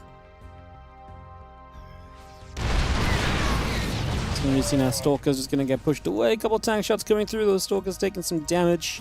We've seen the bio going to get there. Another couple bio units coming back around as well. We've seen the bio force coming across. A couple Stalkers getting jumped on. The Zealots are going to come charging forward as well. Jumping in toward this Bioforce pulls back. Zealots and Stalkers keep coming through. The Stalkers blink on top of these tanks. Percival just going to say GG. herO takes the 1-1 tied up scenario in this finals of Warty TV Mondays 82. Alright, well, there we go.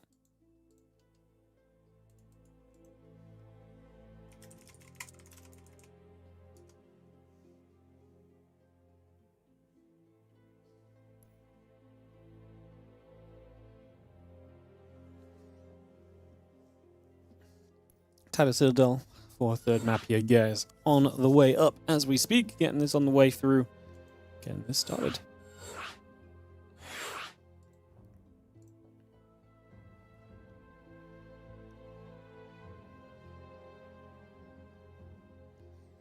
Right, just waiting for herO and company to get us going.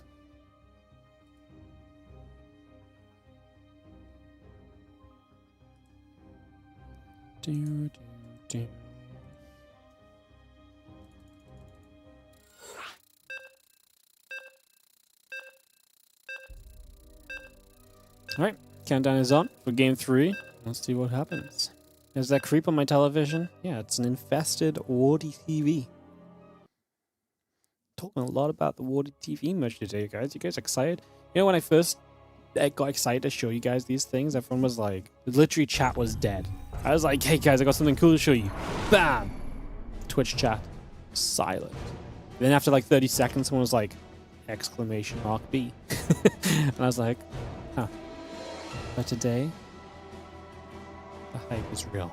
Well, we've talked about it. People have noticed. It's a thing. In the bottom right side, our red Protoss player is going to be herO.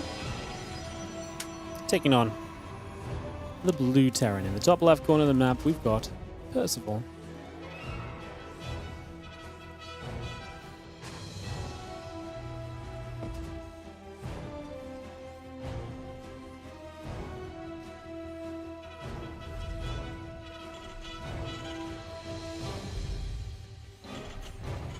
Game 3 of this best of 5, and away we go.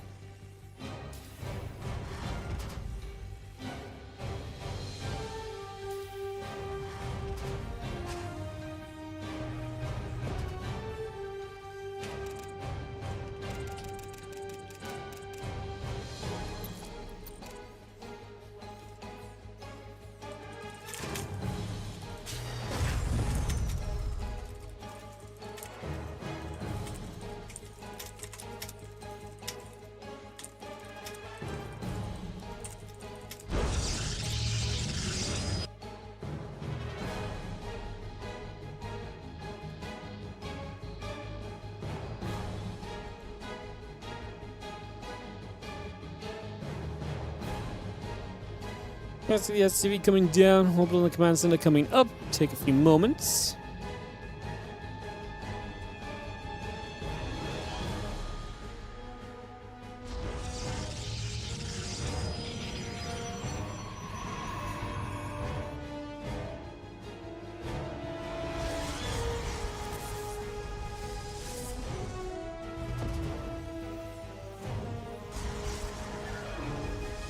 There's the SCV moving about, stalking the warp gate coming about as well.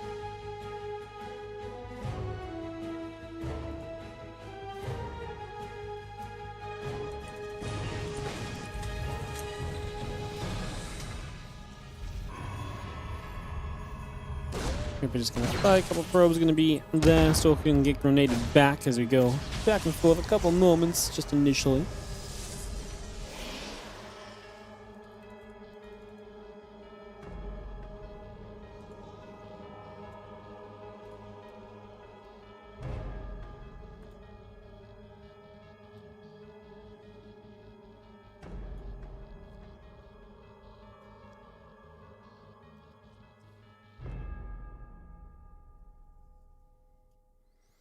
I'm going to be seeing the Stalker coming around.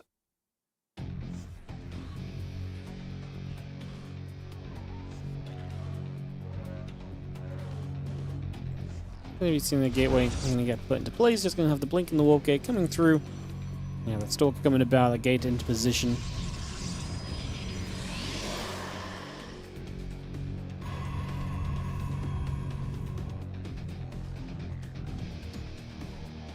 And that warp gate continue to come through. A couple moments there. It's just going to get that going. Starport going to switch off. I'm just going to swap over to the factory and drop down. Factory moves over to the side as well. And just have that cloaking coming up on the side of Percival. The Reaper going to try and dive in. So Banshee's going to try and take a bit of a setup initially. Yeah, what's up? Thank you so much, Mysterio, for the 1 year on the YouTube membership. Amazing. So much indeed. That blink's still coming through. The Observer's still coming about. Stalker and the blink continues to come by. Which one of Hero's personalities is it today? It's been pretty good today, but first of all, really played great in the first game of this finals. If you missed it, it's definitely worth a rewatch. He was playing amazing.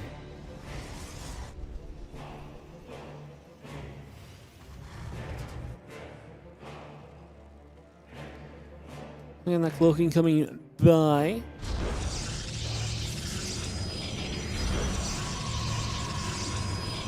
Just going to be seeing the tank, the Banshee, the Marine still coming through, that cloaking coming about as well. And yo, Takua, thank you so much for joining us on the Warty TV memberships as well. Thank you very much indeed. Thank you so much. Thank you for supporting the content and the channel. Thank you, thank you, thank you. Banshee down the right side from Percival as we look to get into this main base to look to get some workers. We are pushing down the left side at the same time. The Stalkers have blinks, they can back away. The Prism, not seen there. The Banshee will get a sentry, and that's going to be it, because we do have blink to chase it down. It's obviously not really enough from Percival. You generally would have been wanting to get a little bit more.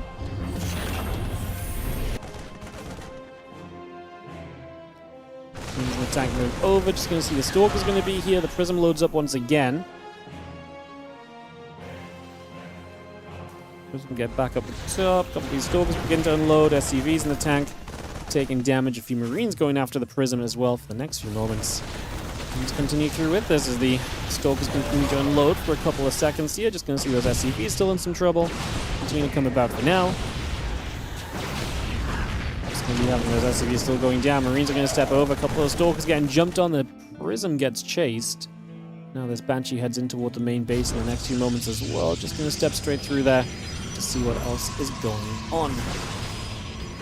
Let's bring this over. A couple Stalkers going to get after that Banshee. Banshee takes some damage and just escapes off to the side for the moment.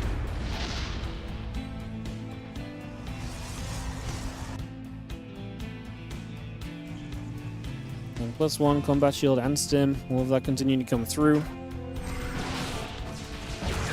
Those Marines are going to get caught as they just wander forward as well, as the hero gets some free pickings. Just little bits and bobs, but obviously does add up. As we do have the Marauder returning back home as well. One of the main things about that first game was Percival's ability to keep hero off the 4th base, and we'll see if that's something which can come around again here once more. I get the feeling it probably will, because this looks very akin to a pretty big commitment on the 2 bases, right? Just the 1 engineering base still, no 4th and 5th racks even, but no 3rd CC also. So at least for the moment, this initial push looks to be quite potent. We'll see behind it what he builds. Obviously, this is maybe where there's a bit of a choice. Do you build a 3rd CC behind this? Do you just kind of set up to be very committed on 2 bases for the rest of this game? Those are the big questions. I kind of feel like Percival might just be more kind of going for it, but let's see. Hero's going to try and take the bottom left base as a gold. Tank's going to get siege. There's going to be 3 tanks. The prism will go down if we're not careful, and it does just go down. Just got too close too early. There's a big stim, though, already from Percival, which hurts a little bit. As the tank's trying to reposition, we're just going to commit forward here. Going to have to stim again. Tanks get siege, but the Colossus get out of reach. For now, Percival putting some good pressure on. Stalkers walk into the army. The tanks need to get siege up. These tanks are the answer to the Colossus. The bio is taking so much damage before these Colossus fall. Now we're going to get one. Now we're going to have the other one at least far enough away it can't get involved. But the tank count is going down. We're going to lose a second and third siege tank here. herO lost a good amount as well. The problem is that herO is better set to kind of rebuild and to keep going over time, right? Is the big problem. This Stalker just somehow survives. Bio's still playing. I do think this is probably just going to be too much. GG gets called. And herO takes game number 3 of this best of 5.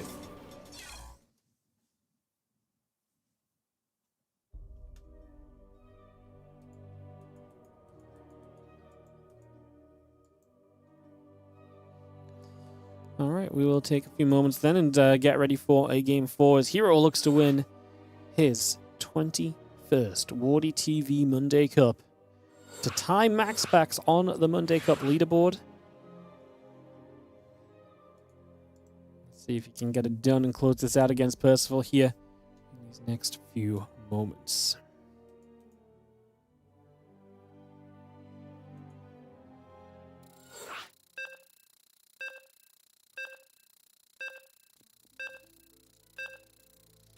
All right, countdown is on, as you can hear, guys, and we get into game 4 of this in just a couple of moments. Get this kicked off. Again, if this is our last game of the day, remember we do have our sponsored content coming up after this on Twitch. If you stick around for a few minutes, or if you jump from the YouTube to the Twitch for a few minutes, it would be amazing. Just when we get started on the sponsored content, like I say, I think it's 2 minutes counts as a view. So if you want to be safe, stick around for 5 minutes, but 2 to 5 minutes, and it helps us get paid to run more StarCraft 2 content with.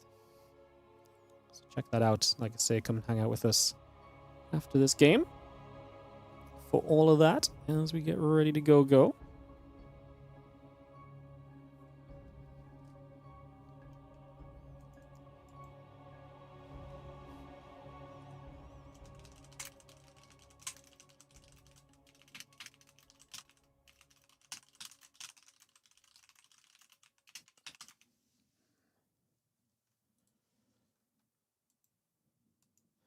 On the loading screen, guys.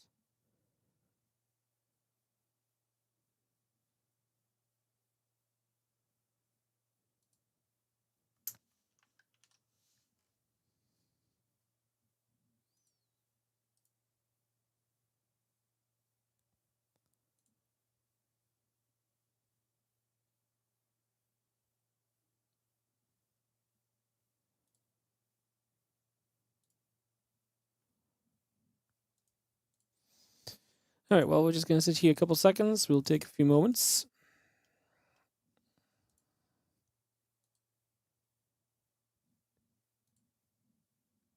Percival crashed. Okay. Then we'll just Alt F4 and reload.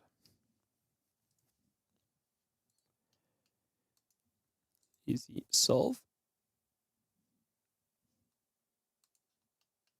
I was going to say, we were definitely stuck on this loading screen. All right, guys. No worries.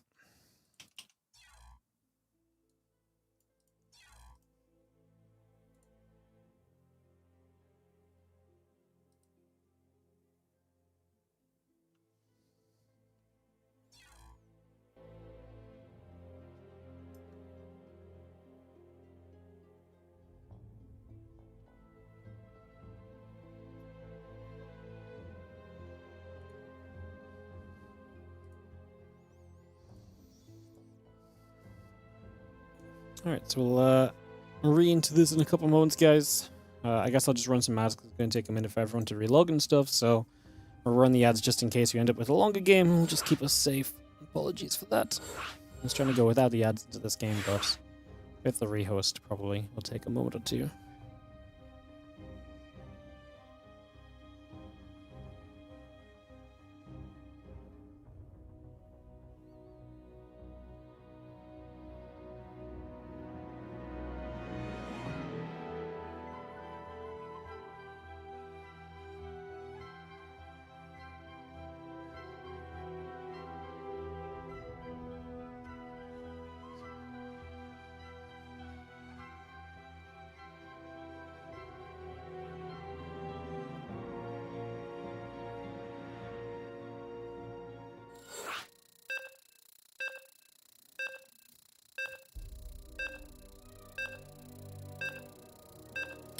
Alright, everyone's in here, so we're going to try and load into this a second time, guys. Get this started right now.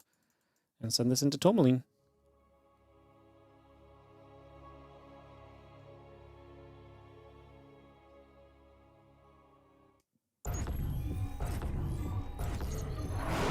Let's send this, let's get this going.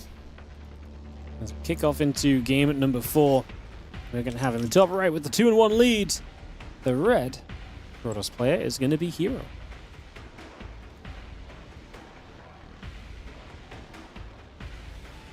And in the bottom left side, our blue Terran is going to be Percival.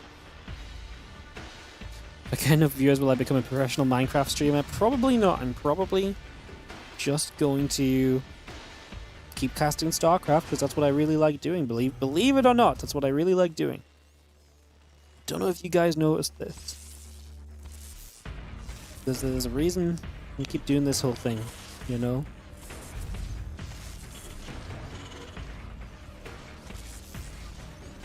A little bit harassed the early probe on the map. It was going to be nibbling at the SCVs and just causing a bit of disruption straight away. SCV turns around, just going to get after the probe for a little bit. SCV and probe going to keep on fighting.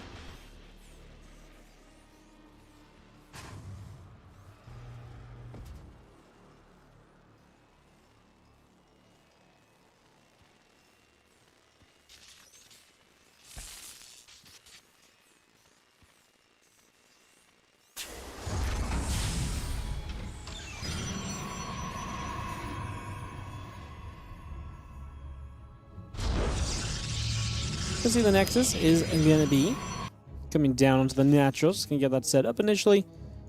And we do have a couple SCVs still fighting against probes, so apart from this probe just being a bit annoying super early, nothing too crazy just yet.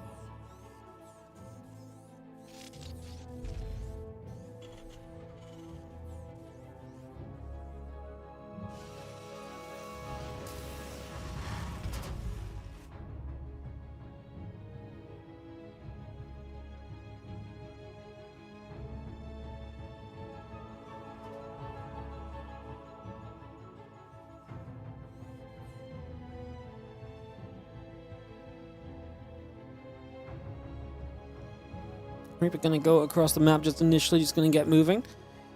Nexus probing the Adept coming about for a few moments. You're gonna see that warp gate still coming through the factory and the command center building about for a little bit. And you have our Twilight Council building on the side of herO. So bring that Twilight Council up, the Nexus on the way.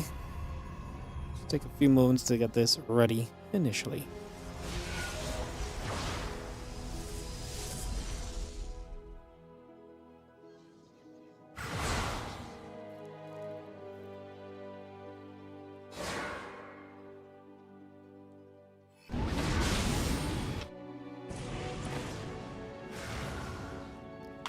Alright, but we'll move up towards the top, so just going to be moving in over there, and we are going to be seeing the Reaper going to start poking. A couple of probes will take some damage. The Adept's going to gather at the front, and this Reaper has a chance to get a kill or two if it wants it, but it would involve probably diving in and dying. So instead we'll keep the Reaper alive. The two Adepts at the front will have a bunker and a Hellion to handle. The SCVs will pull away from that, and we'll see there's a little bit of a fight breaking out. Marine's already in some trouble. SCV is going to pull away. And we dive back in. Finally, that Marine goes down. We actually lose the SCV as well in the end. The Hellion gets the kill, and it does get out alive too. So good job from the Hellion keeping itself up so we can use it again a bit further down the line as well.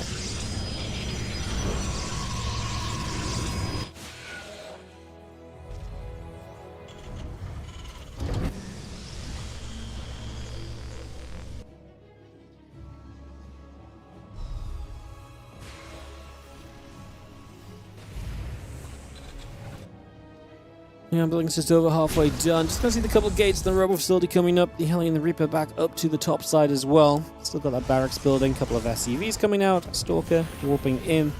And yeah, that blink is gonna be finishing up very soon. The medevac still gets up top with a couple of Widow Mines included. The Adept gets into the main base as well. Trying to see what else is happening right here.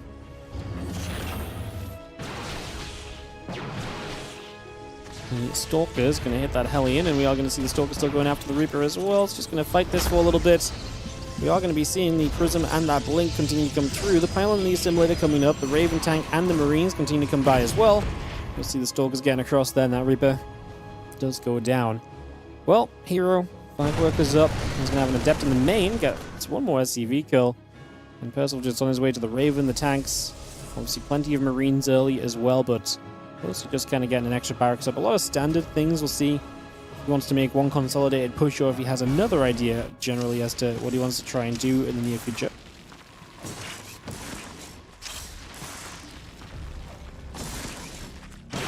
So he's going to try and get the medevac. They will get it. The Widow Mines will shoot.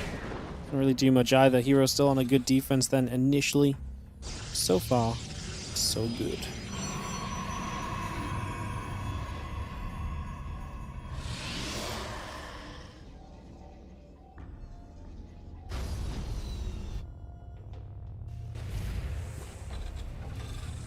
Tank Marauders, you just got the stim coming up as well. Continue to build that through for a little bit right now.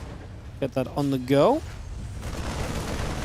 Stork's going to shoot at the bunkers. First bunker's going to go down very quickly. Percival now pulls the SCVs to save bunker 2, which will happen, but then herO turns his attention to killing the SCVs instead. So a few of those SCVs begin to drop.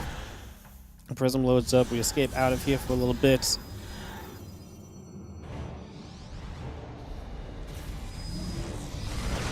He's going to be seeing the Stalker's going to get back in at the bunker for a couple seconds. Going to try and get feisty here. This bunker is still being repaired up, being kept alive for the moment.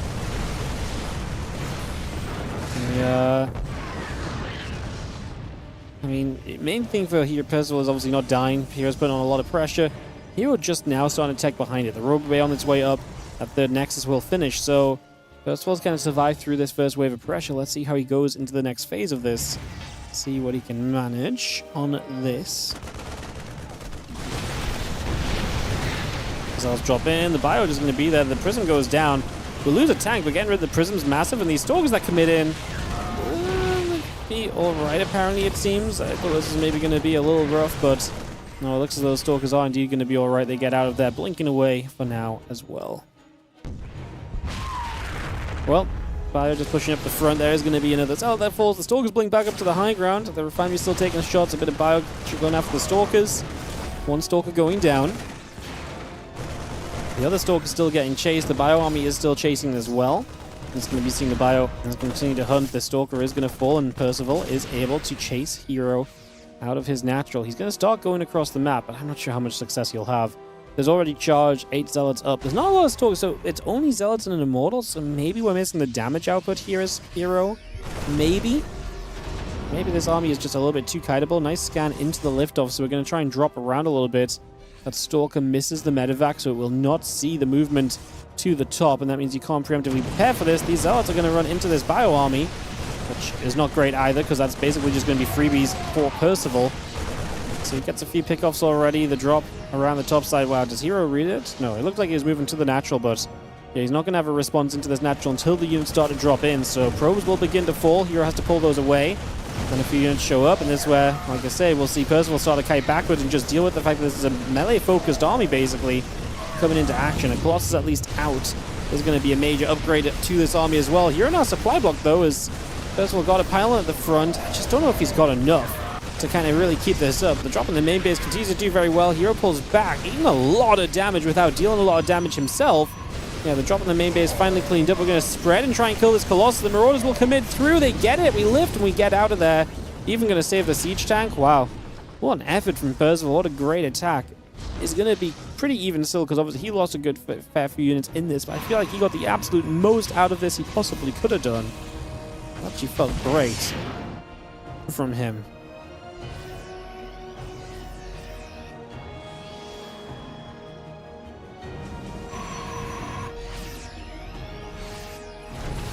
We do have bio just going to step up. A couple of Zealots going to get chased away. Widow Mine still coming through.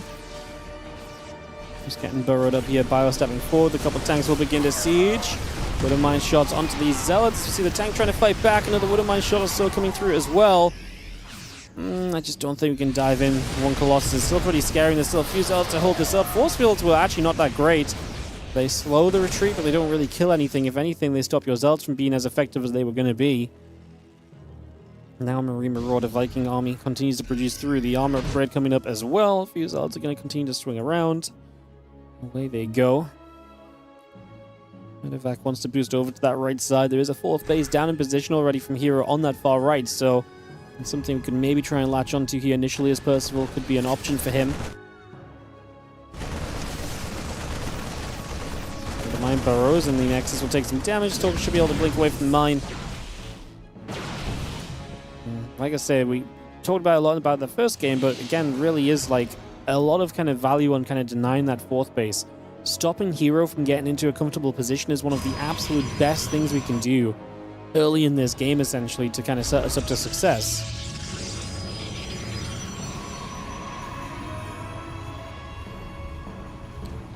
Now herO is double expanding because he just knows if the Terran can't stop these bases coming up, he's just going to expand away in this game and just win it off this kind of, you know, basically expansion pressure.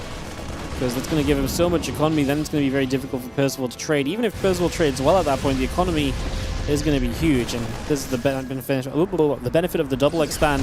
If one goes down, you still have the other to fall back to, and that's going to be apparent here as these ults get dealt with pretty well.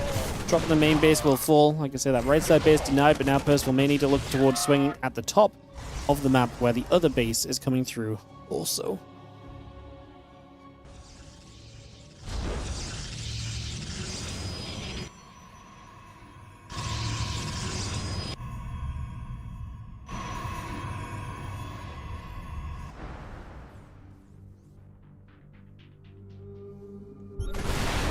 Fire's just going to fight.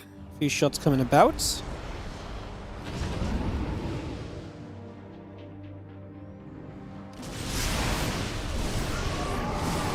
You see the Disruptor firing through as well. Bio pulling back over just a little bit, seeing what else is going on. A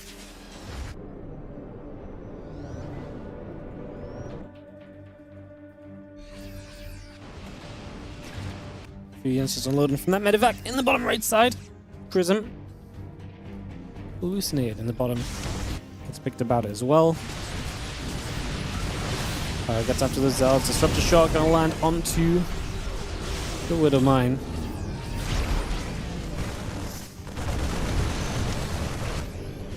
It's actually gonna be a nice little run by a few Marines getting after the probes. And this army that's left in the center is not ideal from herO, so that's gonna be some pickoffs as well from Percival too. So he gets an Immortal, he gets a Disruptor.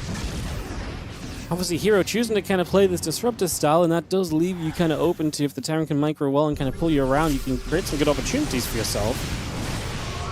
Bio splitting once more. Disruptor gets a pretty big connection. It's going to slow a lot of this value from this Terran army. However, we're going to get rid of the Colossus. We get rid of the Colossus and the Prism, so there goes some micro potential. Drop at the same time, and herO is losing work. Can this main army stand up for much longer? The Vikings will get the last Colossus now. Step away from the Disruptors, but we do have a lot of Disruptors. Oh, Percival! Did he eat that Disruptor shot? I think he might have eaten a little bit of it. He continues to push though, and he's going to get this Nexus on the right side. Again, he's killed so many workers. He realizes this drop is still here now. It's going to lift off, go elsewhere, into the main base. A couple more Zealots coming through, a lot more probes. Going to go down. herO's economy has taken a beating in this game. We will finally clean up in the main base. Our 4-base Protoss, 63 probes at the moment. To Percival 70, who is also becoming a 4-base Terran planetary fortress coming up in the center of the map, and he's once again finding a way to control the Protoss and stop these bases from coming online and just keeping this economy in a very playable state.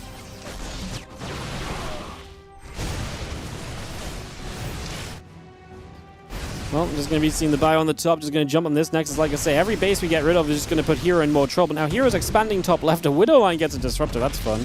I love that. A few Marines just going after the probes. He saw the units going to the top left. There's going to be Stalkers to intercept this army. Where does Percival go with everything else? He's actually going to make a pretty good go of these Stalkers because very Marauder heavy waters here. He obviously now knows about the top left base. Another Widow Mine hitting a Disruptor. These few Marines are just turning into value. They don't quite kill that Disruptor, but they got a few other units already. Now the rest of the force actually did turn to the top left side as Percival recognizes maybe the best place to hit is the new base that's coming online. Because again, you keep herO on 3 bases and you're on 4. That is a recipe and a formula that succeeds in the end. That is a, a successful play. And that is where we're going. Another Disruptor shot firing through. 3 upgrades plus 2 ship weapons coming about as well. Fire coming back around. 3 coming over. Ghost and the plus 2 ship weapons all building up.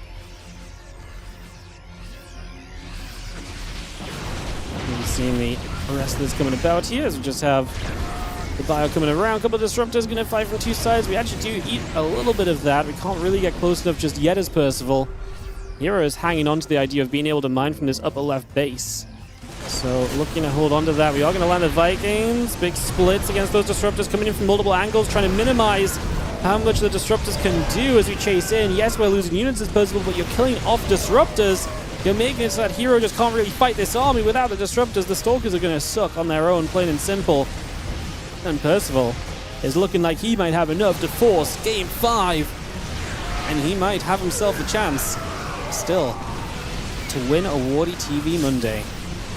The last portion of this army is going to get chased. The Stalkers pulling on top. Might be worth just getting the medevacs out of here. We've got some reinforcements arriving. Not enough. The Stalkers actually will make a pretty good bid to stay in this. Medevacs, you really need to get out of there. That's a lot of supply. Medevacs that's just going to fall now. Liberator sieging up. There's so much of our supply. Medevacs, the rest of this doesn't matter. There's a planetary plus bio plus the Liberators here. So many Stalkers die as herO blinks into a disaster. Not ideal. 3-3 upgrades about to finish from herO. That's a massive advantage as well. One thing herO can still utilize in this game is now the depth or the breadth that herO is having to play with. He has to defend the top left of the map as his fourth, while also still protecting economy on his third and his main, which are all the way on the right side. So this multi-prong from herO that we've seen throughout the series today is going to become even tougher to deal with now that you have to be spread out more naturally at this state of the game as well. Big recall. We are going to be blinking to chase those medevacs, but we don't get much done. Few Stalkers in the main base is going to be enough to shove this back, but like I say, you take attention to the right side and that upper left base becomes a major target for you, and if you just knock down a little bit more economy, staying in this game is going to become nigh on impossible in the rest of this. Pyro stepping up, Pylon going to get cleaned out. Disruptor stepping over, Zards and Stalkers coming through. Liberator just going to siege a few of those probes going down.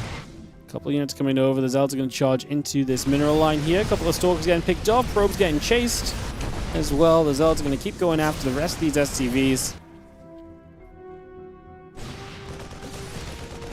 Bio going to be fighting. A couple of Zelds are going to trade. Planetary Fortress is going to shoot the Stalkers, and the Disruptors and the rest of this going to be there. Ghosts and Marauders still coming about. We just have ourselves the Liberator coming around.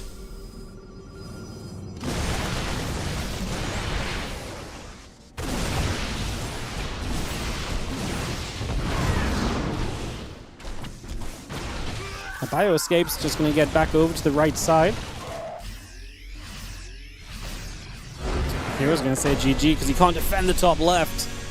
We are going to get a full 5-game series in this best of 5. We are going to go the distance. And we're going to see, like I say, all 5 of these games. Exciting.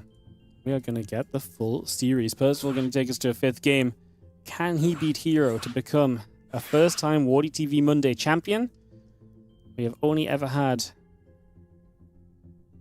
12 players now. It's actually more. 3, 4, 5, 6, 7, 8, 9, 10, 11. Yeah, we've had 12 players ever win a Warty TV Monday. herO will be number 13. It's very rare. It's very rare that it happens. The last new name to win one was Trigger back in Mondays 68. Before then, you have to go back to, what, like a Showtime victory, probably? Maybe Solar? Showtime or Solar, probably. Solar won a few, like, he won 3 in 5 weeks. Yeah, maybe Solar was the last one before that. And then he won, like, 3 in 5 weeks. It was crazy, and he's not been back to the finals much since. Bottom right, as we go to Game 5 of this best of 5 grand final. The final map gets played. It is going to be our Red Protoss player, herO. And in the top left, our Blue Terran, herO. herO looking to tie himself at the second most Warty TV Mondays victories. herO looking to be our 13th ever unique champion. Either way, Warty TV Monday history is made today, as it kind of gets made every week, but ignoring that fact, very excitingly, something will happen today that will affect what we talk about in Monday Cups to come.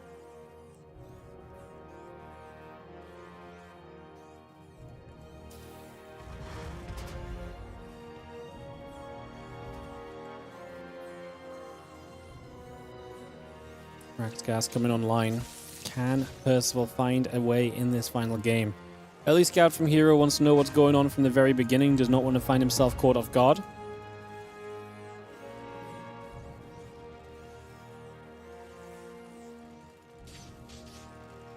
Trying to take away the chances that percival has to be a little cheeky or anything in these early stages as well. So just trying to make that happen. Himself as solid as he possibly can in this situation. SCV chases the probe a little bit early on. Let me get this on the way.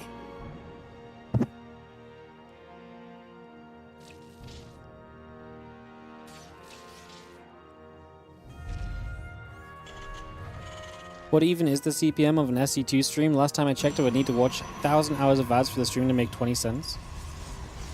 We make more money off of ads than we make off of subs. So take with that information what you will. Ad revenue is our highest percentage of income over Twitch and YouTube and live streaming. So yeah, watch the ads. It helps.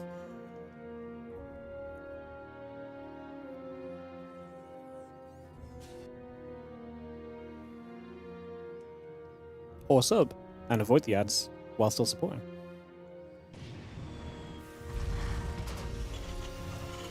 But yeah, no, ads are definitely decent.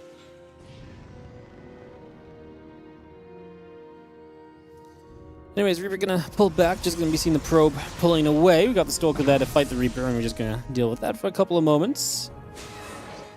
Just gonna have ourselves the Twilight Council building up from herO. Percival gets the bunker down. He's had some good defense against the Protoss early, but he's also had some games where obviously things have fallen apart. Obviously, I'm thinking back to also the classic games earlier as well. What a run from Percival. It'd be wild if he won this. It's hard not to cheer for Percival. Like, it's hard not to be disappointed if herO wins in this game, in this match, because Percival is so close. When he's so close, it's hard not to just want him to get it done, you know? I always like cheering the underdog, and it feels very hard not to just be excited for him at the possibility right now.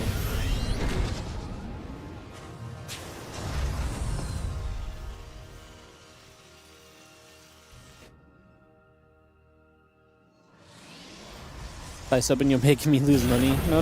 Watching, if you're subs, then you're helping more than watching ads. But obviously, it's like overall, like a lot of people watching ads up, you know? So, yeah. Like you subbing makes me more than you watching ads. I'm just saying in general, we still make more money off ads than we do off subs. Anyways, enough talk of that, guys. We are in Game 5 of this series. We have got ourselves a full-on final ace match to go in today. Gonna be seeing a couple of Marines gonna fight. Just gonna be able to get that adept. Just gonna see the Stalkers and the Sentry. We'll gather up. Gonna see the extra barracks coming through. The Raven gonna sit overhead. We got a few Marines in that corner. Just trying to play clean up. An adept and a Hellion going down so far. And here we're gonna finish his blink, get to Forge. And what is Percival gonna do? Engineering Bay and additional barracks on the way up as well.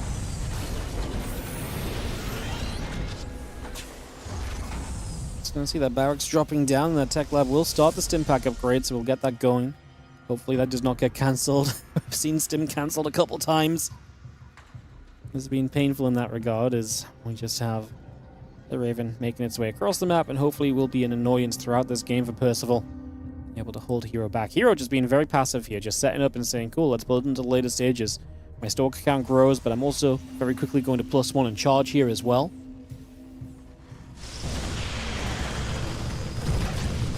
While the turret comes down, gets a couple probes and obviously forces the lost mining time. And that Raven is still alive as well, right? So can bring that back again at some point later if you want. Keep that pressure going.